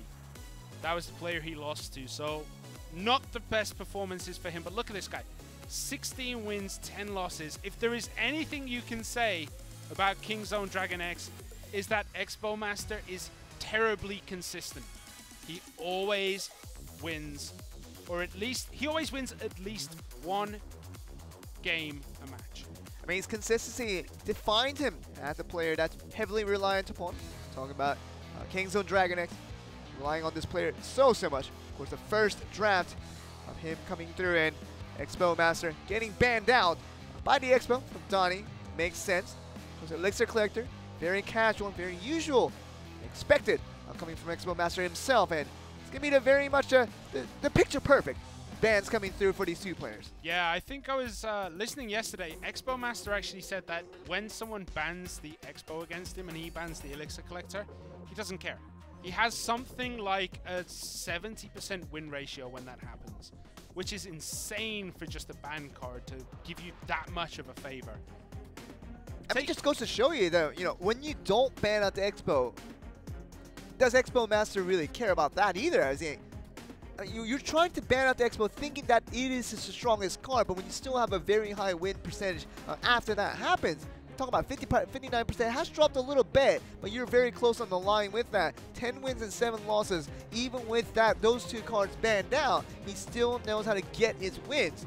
But I'm asking the question of, if that Expo wasn't banned, does this make Expo Master a better player, or does it just make no difference at all? It makes no difference at all. This guy's just really, really good with a lot of different cards. We saw last week, Expo wasn't banned against him, and he still won.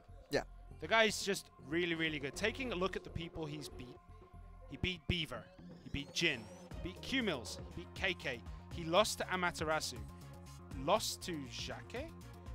Am I looking at the right? Yeah, I'm looking at the right one. Lost to Jake, beat Detective Hecker, beat Jai, beat Fuchi, and lost yesterday to Mikamboya. He has so many scalps on his mantelpiece right now. Is he gonna take one from Danny? Gonna find out, because Donnie hasn't looked very strong on his debut just a week ago. But he's gonna be trying to come back after his preparations were thorough and thinking that he now has his chance against this very formidable opponent that he now has with Expo Master on the other side.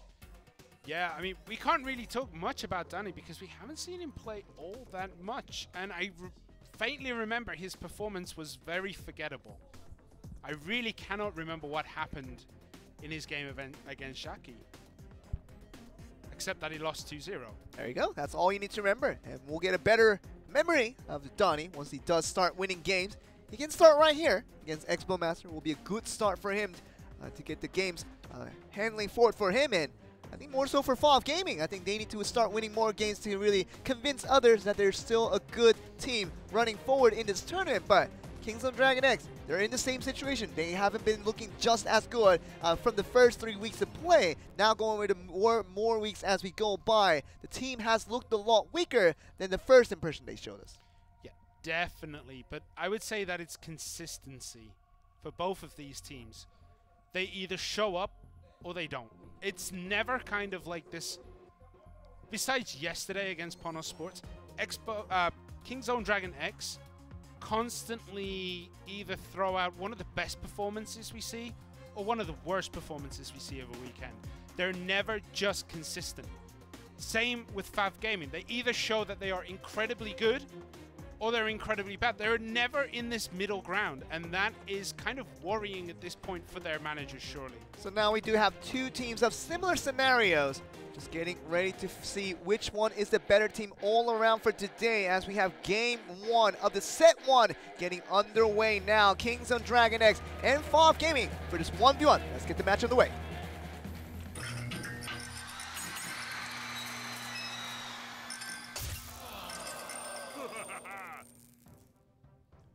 See Donnie beginning off against Expo Master. See what happens. The Goblin Gang starting us off with the Expo Master, mostly just for cycling. Yeah, it does use those guards to defend against that.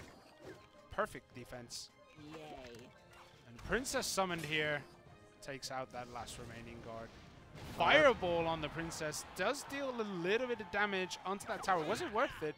-1 trade, obviously in terms of Elixir. Be looking towards the Tombstone to see what they can do. Still the Rascal girls not really targeting the tower from behind. Yeah, that's what you kind of want. You always want to try and pull that Rascal boy away, because if you leave those Rascal girls unattended, they will kill pretty much everything. So you always have to try and separate them.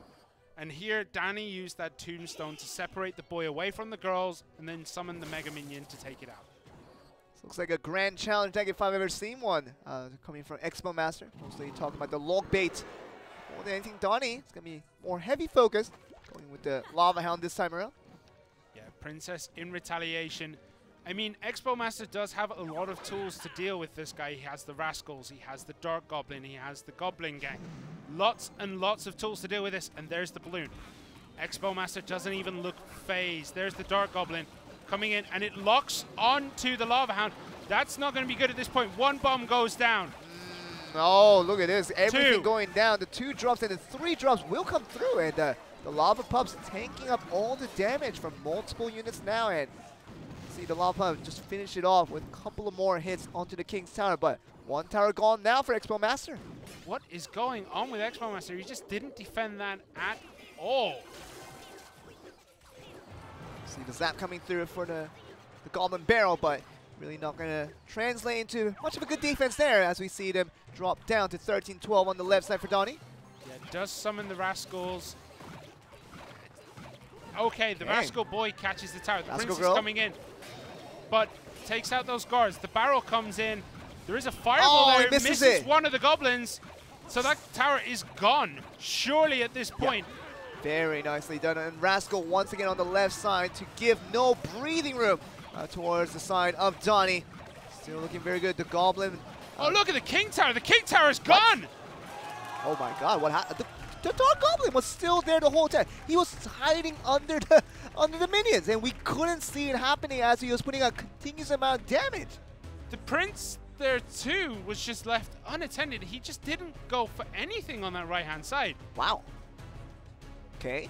What do we say about that? Like, how did that happen? I know, okay, you lost that tower on the right-hand side, but he didn't put in any defensive units there. I mean, the one thing we have to talk over Kingzone Dragon X's games is that the worst part of this process is that Expo Master, whenever we have to commentate over a 1v1 game by this guy, we always have to refer to the replays to see exactly what happened, because he does things that are sometimes out of this world. Well, that time, everything that destroyed that bottom right-hand tower just walked up to the King Tower and finished it off while he was distracting Danny on the left-hand side. Waltzing off. I mean, talk about the Rascal being huge amount of distraction, because if you don't take attendance to the Rascal girls in the back, it will do all the damage to wipe out a tower in one try. Danny just got focused on the Rascals and left everything down that bottom right-hand side and just took the King Tower. I mean, okay, game one is done. Let's get on to game two, because that was just different. I mean, when you're assuming that all your units will be taken care of on the right side when the right tower has been taken away, the King's Tower, you would just think that it will stay safe even if you put no attention to it. But Donnie was definitely wrong on that occasion, losing out that one. Yeah, sometimes you just get these slight miscalculations, and that miscalculation there did cost him that. But let's go into game two between Fav Gaming Stanny and Kingzone Dragon X Expo Master.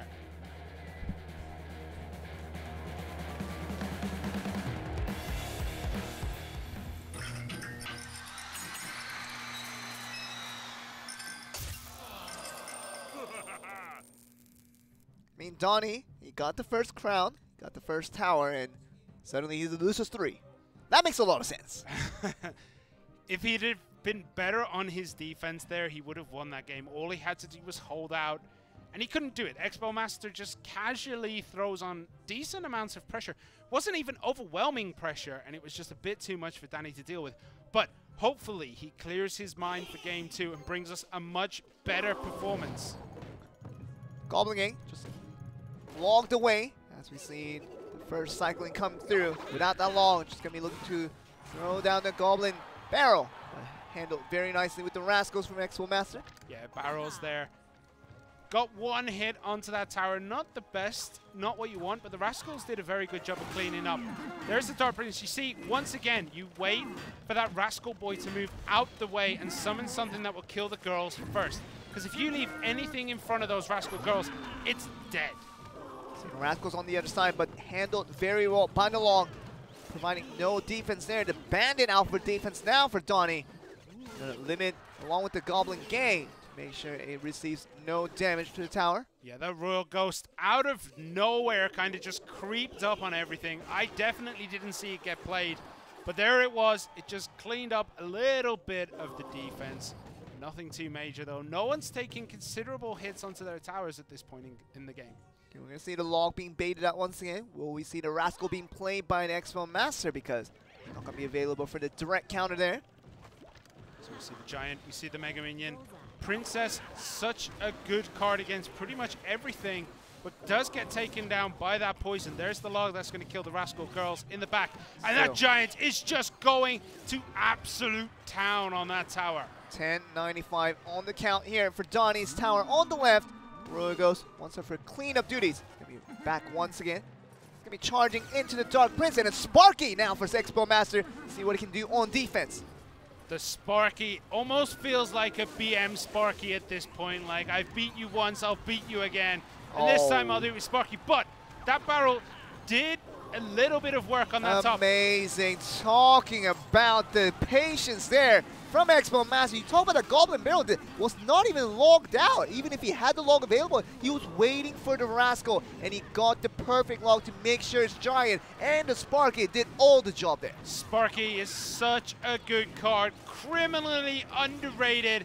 And because the Rascal Boy was just in range of the tower, the splash damage off that Sparky finishes it off. 4 seconds to do 2,000 damage. It just isn't possible. Hands off the phone right now. Hands off the screen. You don't need to touch anything when your tower is at full health. And looking good. Expo Master, winner of set 1 in the cleanest away fashion, in the way we can imagine it. Wow. It just makes Donnie look just as bad anymore, because losing 4 games in a row now. Debut didn't go well. The second time around, just as bad. And Donnie didn't get to the satisfaction that you wanted out of the Expo Master. Expo Master really clinically taking a victory there. Yeah, very much a trial by fire for Danny. He's always played arguably the strongest player in his team, Jacquet. And then he plays against Expo Master, the strongest player, I would say, on King's Own Dragon X. And both times he just got outshined completely. That second game, Expo Master never looked like he was not in complete control. Really just a simple getaway there. I mean, when you see Expo Master on a good day, you thought that Donnie, getting that first tower with a very nice lava balloon push. Very nice though, but what happens here? I mean, just look at what happens on the right side of the screen there. Expo Master gets this first tower with the help of the Dark Goblin being untouched. And it's still left untouched until the very, very end with the Prince still knocking out. But it was mostly due to the Dark Goblin. Let's give it that. But those 3 units that took down that bottom right tower just walked up to the King Tower and finished it off. That never happens in my games. Why does that never happen?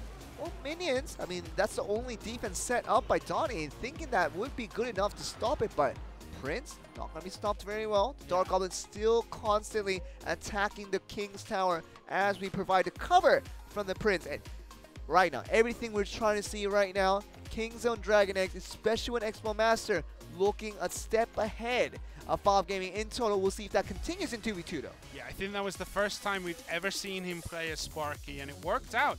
I thought it was just there to say, like, look, I can beat you with anything, but it actually worked really well with that deck. It works really well against Rascals.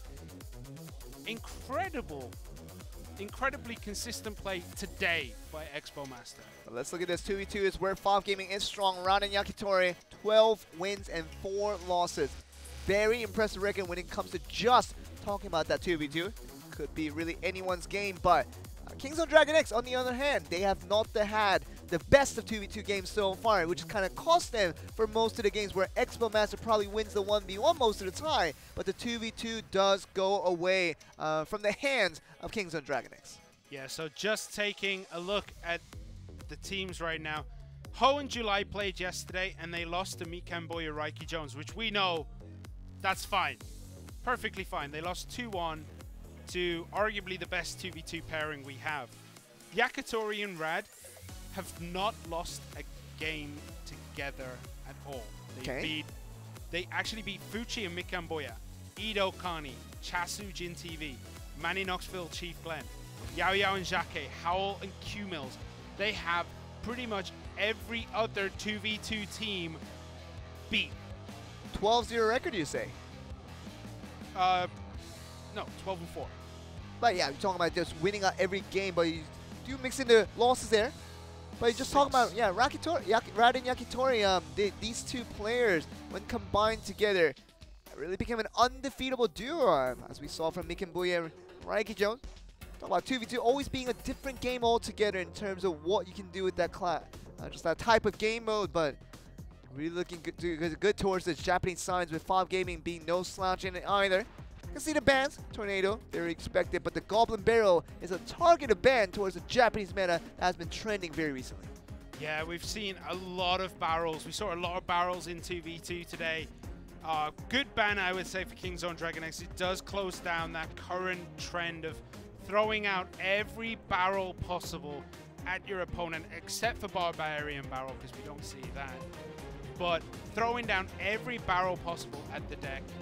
Log baits, Rascals, Goblin Barrel, Goblin Gang, basically everything. Princess, yeah. Just everything that you want to hit with a log. The Japanese teams lately have been throwing that into their deck. So banning it out here bans what most of the Japanese teams have been playing. Now what can we expect from FOF Gaming? The most played deck is going to be a Golem deck. Very casually done there. The Rage is going to be added on to the mix as well. So it becomes the interesting twist of FOF Gaming, what they like to bring out in their 2v2. Yeah, and we can see that they both play a lot of Golem decks together, but one carries more of the buff spells, I would say, with the Rage. The other carries more of the damage spells with the Zap. Poison's always going to be in the mix as well. It's going to be allowed for this ban situation when the Tornado wants to only spell banned out. The Goblin Barrel still well in it here. And you know, Ho in July, we're going to see these two players playing out. And the most played card from Ho is actually going to be the Goblin Barrel, which he did ban out himself. So the recent trending meta, I'm talking about the chipped away damage with that Goblin Barrel each time, just baiting at the log from any other unit you have, and just making sure that Goblin Barrel does damage each time. It's going to be the one he bans out himself. Ho in July is not going to be able to use that one. Yeah, but Ho in July have only played one set together, which was yesterday against Mika Mboya and Raiki Jones. And that was very much the deck we saw them use yesterday, with the double barrels, with the goblins, like just basically everything that dies to a log. So we saw that a lot yesterday. That's why I think it's showing up as his most used deck, because these two together have only played 3 games. And it's showing what deck they've used together the most, I believe. Yeah, it's going to be interesting. It's going to be interesting to find out what decks they choose. Only have about 20 seconds left to make their final decision. So going to be looking at Kingzone Dragon X. Can they beat out the very strong duo we now have with Rad and Yakitori? It's looked very, very good together. It's going to be a very tough match for Ho in July, because Rad and Yakitori haven't lost a single set of 2v2. Will today be the day? We have already seen an unbeaten player take a loss. Are we going to see an unbeaten team this time of Rad and Yakitori take a loss in the 2v2 game? Let's get into FOF Gaming versus Kingzone Dragon X. Very ready for this one. Game 1 of the set 2. It's 2v2 between FOF Gaming and Kingzone Dragon X, ready to get on the way. We've seen a pattern of unexpected scenes. We're going to find out. It's game number 1.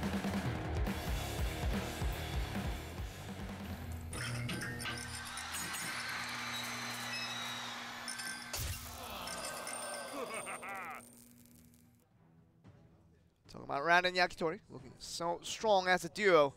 Can they be defeated? The answer so far has been no.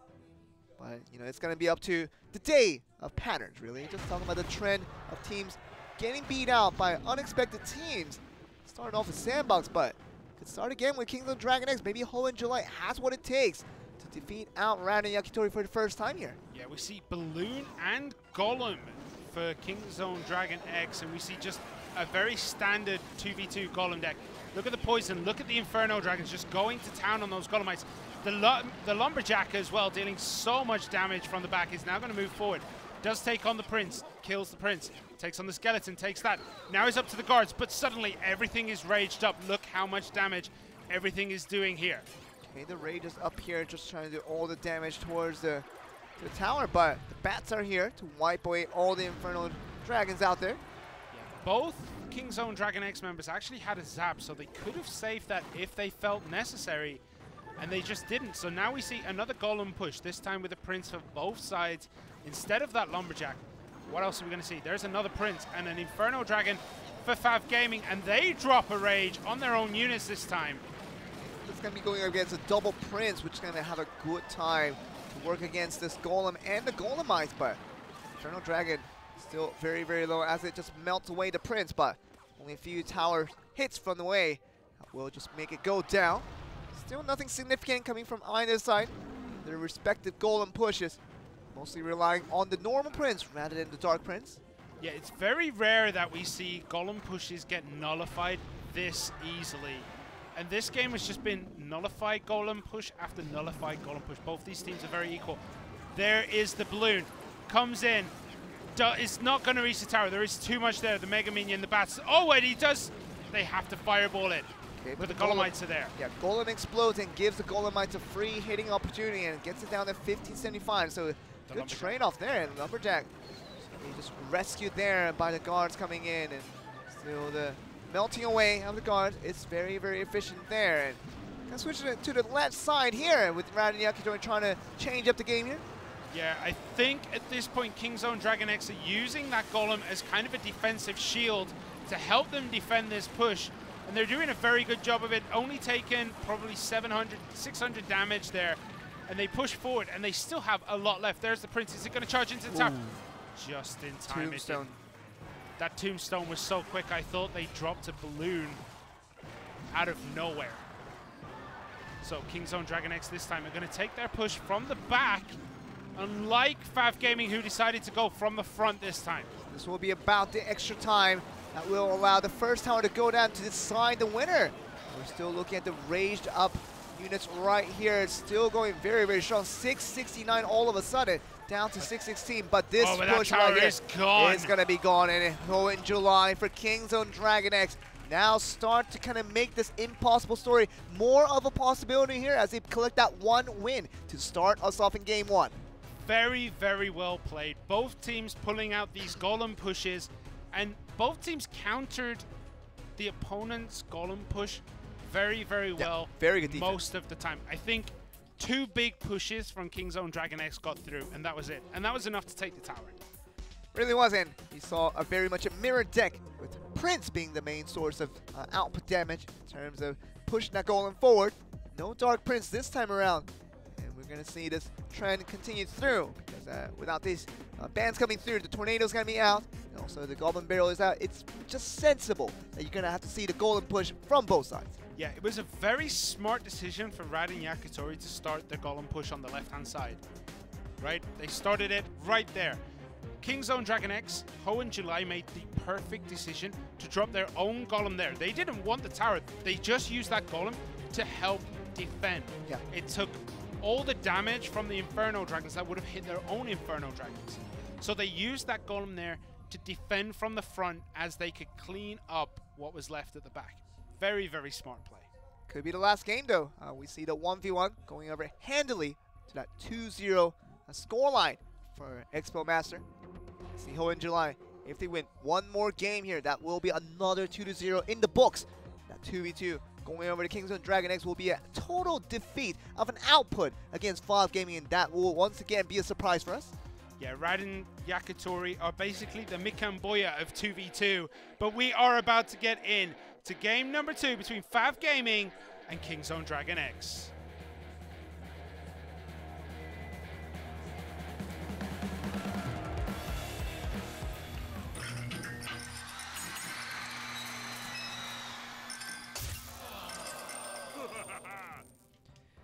And we're here, Simon. What could be the last game? Radin Yakitori needs to pull one through, but if they want to keep their undefeated streak going into 2v2, they're going to have to pull off something incredible here because Ho and July, I think they're here to win the games here. Yeah, we see this time that Fav Gaming and Radin Yakitori are packing that rocket. That is looking like it's the only change so far to both of these teams' decks. See them focus on defense here as we see Fav Gaming having that golem unpushed on any of the Prince here. So we're going to be looking towards the defense priority more than anything for this first round. Such a good defense from both teams there. Golems barely get anywhere near the tower, but Kingzone Dragon X will have to put something down to deal with this Inferno Dragon. Otherwise, it's just going to go to town on the tower. Just throw down the bats, does take care of it nice and easy. A few elixir trade there, and Ho and July just getting ready to push this golem out once again with the Prince right on his behind. Yeah, very interesting use of the rage for the defensive purposes, making sure that they clean up the push. And we see guards against guards. There's the poison that's going to kill pretty much all the low-end units. There's a rage from Fav Gaming. They need to push through as quickly as possible. But the Golemites do get split up by that Tombstone. that does give a little bit of a defensive advantage for Kingzone Dragon X here, and there is still so much pushing through. The Prince will get through. Oh, one hit, and that's the charge damage that can be very, very crucial now. So see them moving through here. See the Infernal Dragon being nullified by the Electro Wizard. Even the Mega Minion can't get even a single hit towards that shocking Wizard right there. I like that joke. Shocking Wizard. I like it. But again, that Electro Wizard gets 3 hits onto that tower, taking it down to 1,095. Now, desperation effort for Ran and Yakitori. Now, double Golem is going to be their last series of choice. They do have double Prince if they choose to use it, but they're still on the defensive efforts here. I wonder what they're thinking now. We're going to see them just push through here, just rage to make sure this defense works out effectively. So many bodies, so much, like, units going down, so many things dying at one point. It's hard to see what is going on. 2 Golemites do get onto the tower for Kingzone Dragon X, but they are dealt with by those 2 Inferno Dragons at the back. Okay. The big Golem for Fav Gaming does get to the tower. Does die though.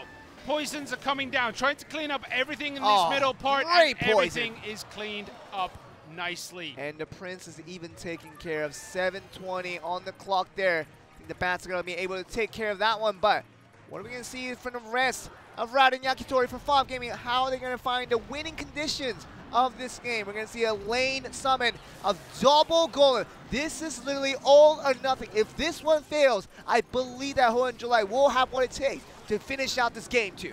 Yeah, but do they have what it takes to defend? The rocket comes in, doesn't take out the Inferno Dragon. It doesn't matter, the Zap reset it. Ooh, that's the 276, so much the Golemite.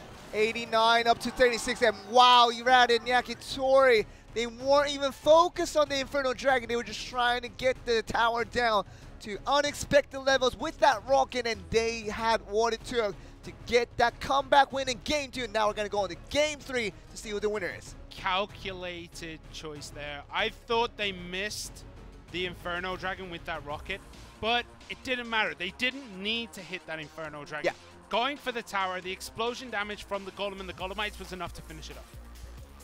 We're going to see that happen because I think Fav Gaming, I think they've already taken their pride over the fact that they've been so good on their 2v2 games, while the 1v1 hasn't looked as great, which is probably the mixed result of why it came through. They won their 2v2, but then when you can't win your 1v1s, you're not going to win out a series, and Fav Gaming has been struggling from that aspect. But talking about Kingzone Dragon X, 2v2 was really their struggle for most of the season, where 1v1 was usually taken care of by Expo Master, and even in the Ace match, he can come off strong to get the wins that they needed. But 2v2 is now where Ho and July, seemingly the best duo at the time now, seemingly looking like they're going to be the ones to pick up the win and go for a clean sweep. Yeah, Fav Gaming kind of pulled the trigger with that double Golem push, signaling they were going all in. And Kingzone Dragon X just couldn't defend. But I have to ask, how do you defend that? It's so much elixir, so much hit points going forward. It's just so much damage if it connects to the tower. Is there a way that you can nullify that? I cannot think of anything that can nullify that double Golem push at that point. I mean, you're putting so much risk on the line, putting the lane summon, you're putting on the bridge summon of those 2 Golems at the same, the 16 elixirs right there. You literally have no other defensive strats ready for you to go on there.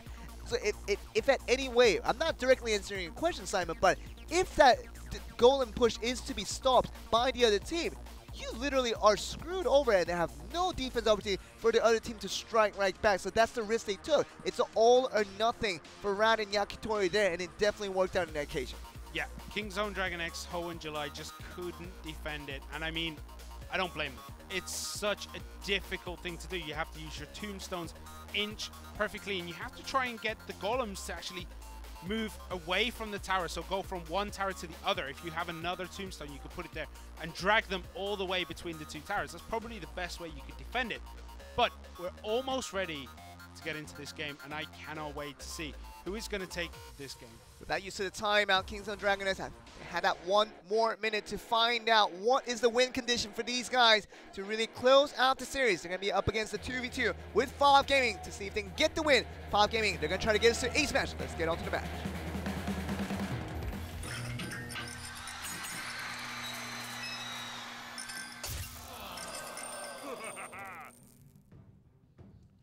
Here we go. Raiden Yakitori wants to bring this to an ace match to have another shot at beating out King Zone Dragon X, but King Zone Dragon X on the other side. They're not going to wait for an ace match. They're going to try to finish it off strong right here. Yeah, I'm pretty sure King Zone Dragon X do not want it to get to that point. They want to close it off here and head back home. But are they going to be able to? We see, once again, Golem pushes here for both teams. See this push right here. The Golem, once again, not really fastened by the Prince in the back. Raiden Yakitori taking it much slower on this aggression. Yeah, Golems are very, very, very heavy, so it does take a long time for them to move anywhere. But there's the balloon. Will it get there? The Electro Wizard is there to try and clean it up. Takes it out nice and easily with the Mega Minion too.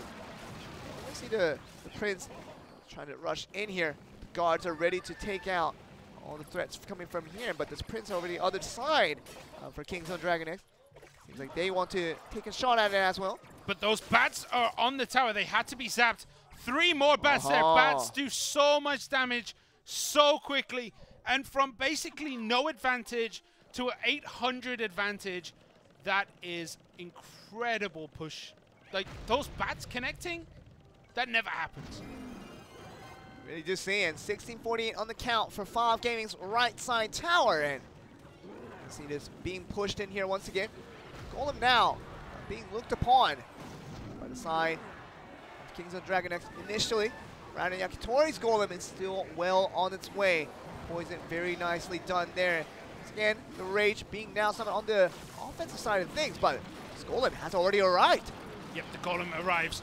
Deals a lot of damage here. Even the death damage coming in 646. But King Zone Dragon X cleaned up inch perfectly. Nothing got through, but that Prince, so close. The guards summoned just in time there. Putting at the last minute possible.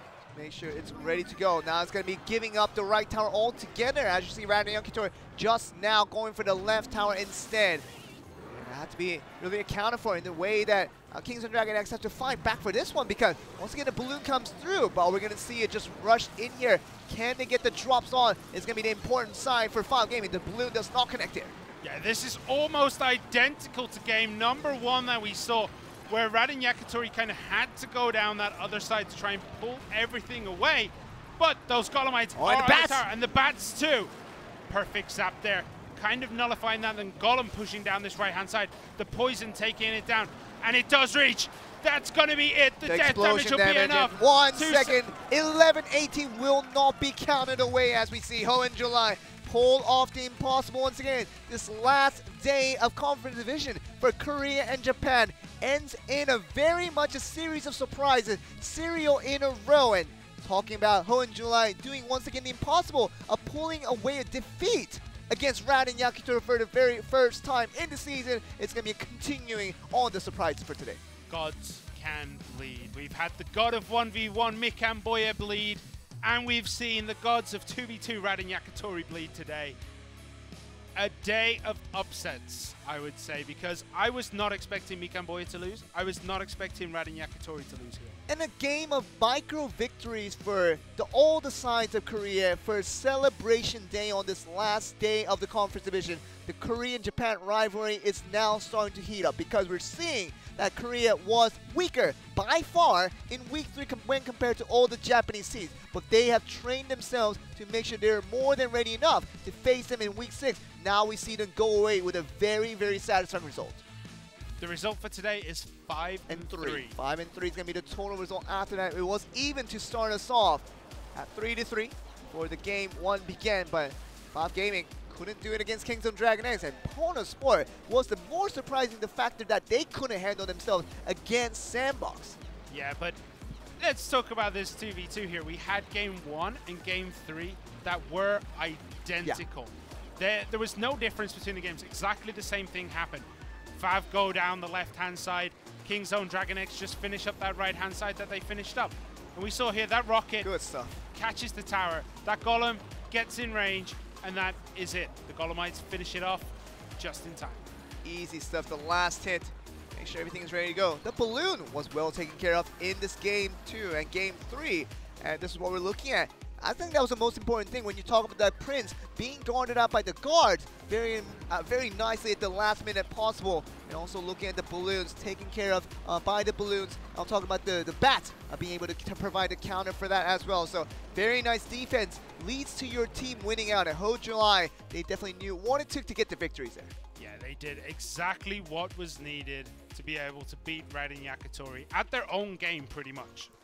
Can see them go to interview here. I think Kingzone Dragon X can be ready to take on a very nice series of games and talk about what they felt after today's games. 한일전 그 마지막 매치 파브와 Looking 킹존의 at the 대결 last match 함께하셨습니다. of this 그 Korea 결과 versus Japan 킹존이 round 2, 파브를 꺾고 Kingzone 한일전 Dragon 마지막 X now 경기를 defeating 승리로 Alpha Game to 종식했습니다. end on a 기뻐하고 high 있을 킹존의 note 줄라이 for the 선수와 region. 인터뷰 나눠볼게요. We're going to try to 안녕하세요. talk with the players to see how they felt about today's game. 일본팀을 상대로 승리하신 소감 한 말씀 부탁드립니다. How do you feel about beating Alpha Gaming today? 일본 팀 상대로 Against the Japanese 첫 team. 승리를 거머쥐게 돼서 It is our first win against them, so it definitely is a lot more meaningful than it actually 지난 seems. 경기부터 오랜만에 출전하시게 And you were 되셨잖아요. 그동안 starting for the 어떻게 very 준비를 first time 하셨는지 in a very 궁금해요. long time, and you haven't played many games before. But how do you feel on playing today's games? 연습했습니다. Yeah, we were just trying to practice hard to make sure I was prepared 개인 enough 성적이 약간 to get ready for the 아쉬워서 games. 속상하셨을 것 같은데 I'm sure 어떻게 sitting out on the 극복하셨나요? bench would have made you feel bad. How'd you recover from that? 저도 속상해하지 않고 I tried to not be sad, but I tried to practice so I will be able enough to make sure I'll be able to represent my team 원래는 here. 라벌덱을 잘 쓰기로 소문이 And you were 나셨더라고요. very 근데 famous for 오늘은 using 골렘 out the 파티를 Lava Hound 여셨잖아요. and the Balloon 골렘 deck, 대 but 골렘전에서 you went 가장 with the 중요한 Golems this time around in that 뭐라고 2v2. What was the 생각하시는지. reason that you went with that deck this time around? 힘 싸움이 가장 중요하다고 We 생각합니다. thought that the momentum shift is going to be most important for us, so 그럼 we 그게 tried to 오늘 go with 승리 that. 포인트인 건가요? Is that the 네, victory, 그 승리 the 포인트. recondition that got you guys there? I think that 그리고 was. 줄라이 닉네임 지은 이유가 있다고 And is there any 들었어요. reason 혹시 for 이유가? naming yourself as 제가 July? 예전부터 준님 팬이었는데 No, I was a fan of June, but I knew I couldn't be 팬이었어요. better than June, so I had to be one step below him, so I had to be 그러면은 July 팬인 instead. 준님에게 The very 한마디 next 해주세요. one. Anything like to say to June right now? 잘 보고 있습니다. I love your videos and I love 네, working with you and learning from you as 동남아로 well. 원정 경기를 떠나시잖아요. And you are off 각오 to 한 말씀 away, 부탁드립니다. going to Taiwan. How do you feel about those games coming away 동남아 on Southeast 꼭 Asia? 우승을 가져오도록 하겠습니다. We'll try to make sure we collect the 2 네, wins ahead of you. 지금까지 킹존의 And that 줄라이 was 선수와 Kingzone 인터뷰를 Dragon X with 나눴습니다. July. 네, Of course, 이렇게 해서 June's 승리를 가져간 aftermath 킹존 in terms of 진심으로 him being a 축하드리고요. fanboy, turned 동남아 into a 팀과의 professional 원정 player, 경기 getting 잘 a very nice 다녀오시길 win for 바라면서 Kingzone 저는 Dragon X 여기서 in that 인터뷰 2v2 마치도록 Simon, 하겠습니다. looking very 안녕. good to move forward from here on. Yeah, the future looks bright for this July. Like, he looked really, really good. And July just so happens to be the finals date. So if Kingzone can get there, we will see July win in July. I didn't even know that his name was July because he was a fan of June and he just wanted to be one step below. You're my sensei, so I have to be the apprentice, so I'm one step below you. So I'll be July the next month. That is absolutely hilarious, Simon. And get to see the results for today. Korea all wins across the board. Sandbox beating Pono Sport was the biggest surprise we probably had all season long. I just cannot believe Sandbox ascension pretty much. We saw them bottom of the table after week 3, and now we see them up there at the top. There we go.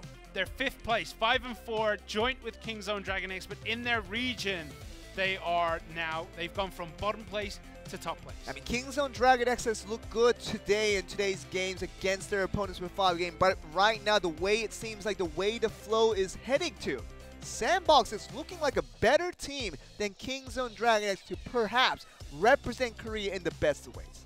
Yeah, and then we can see the bottom of the table.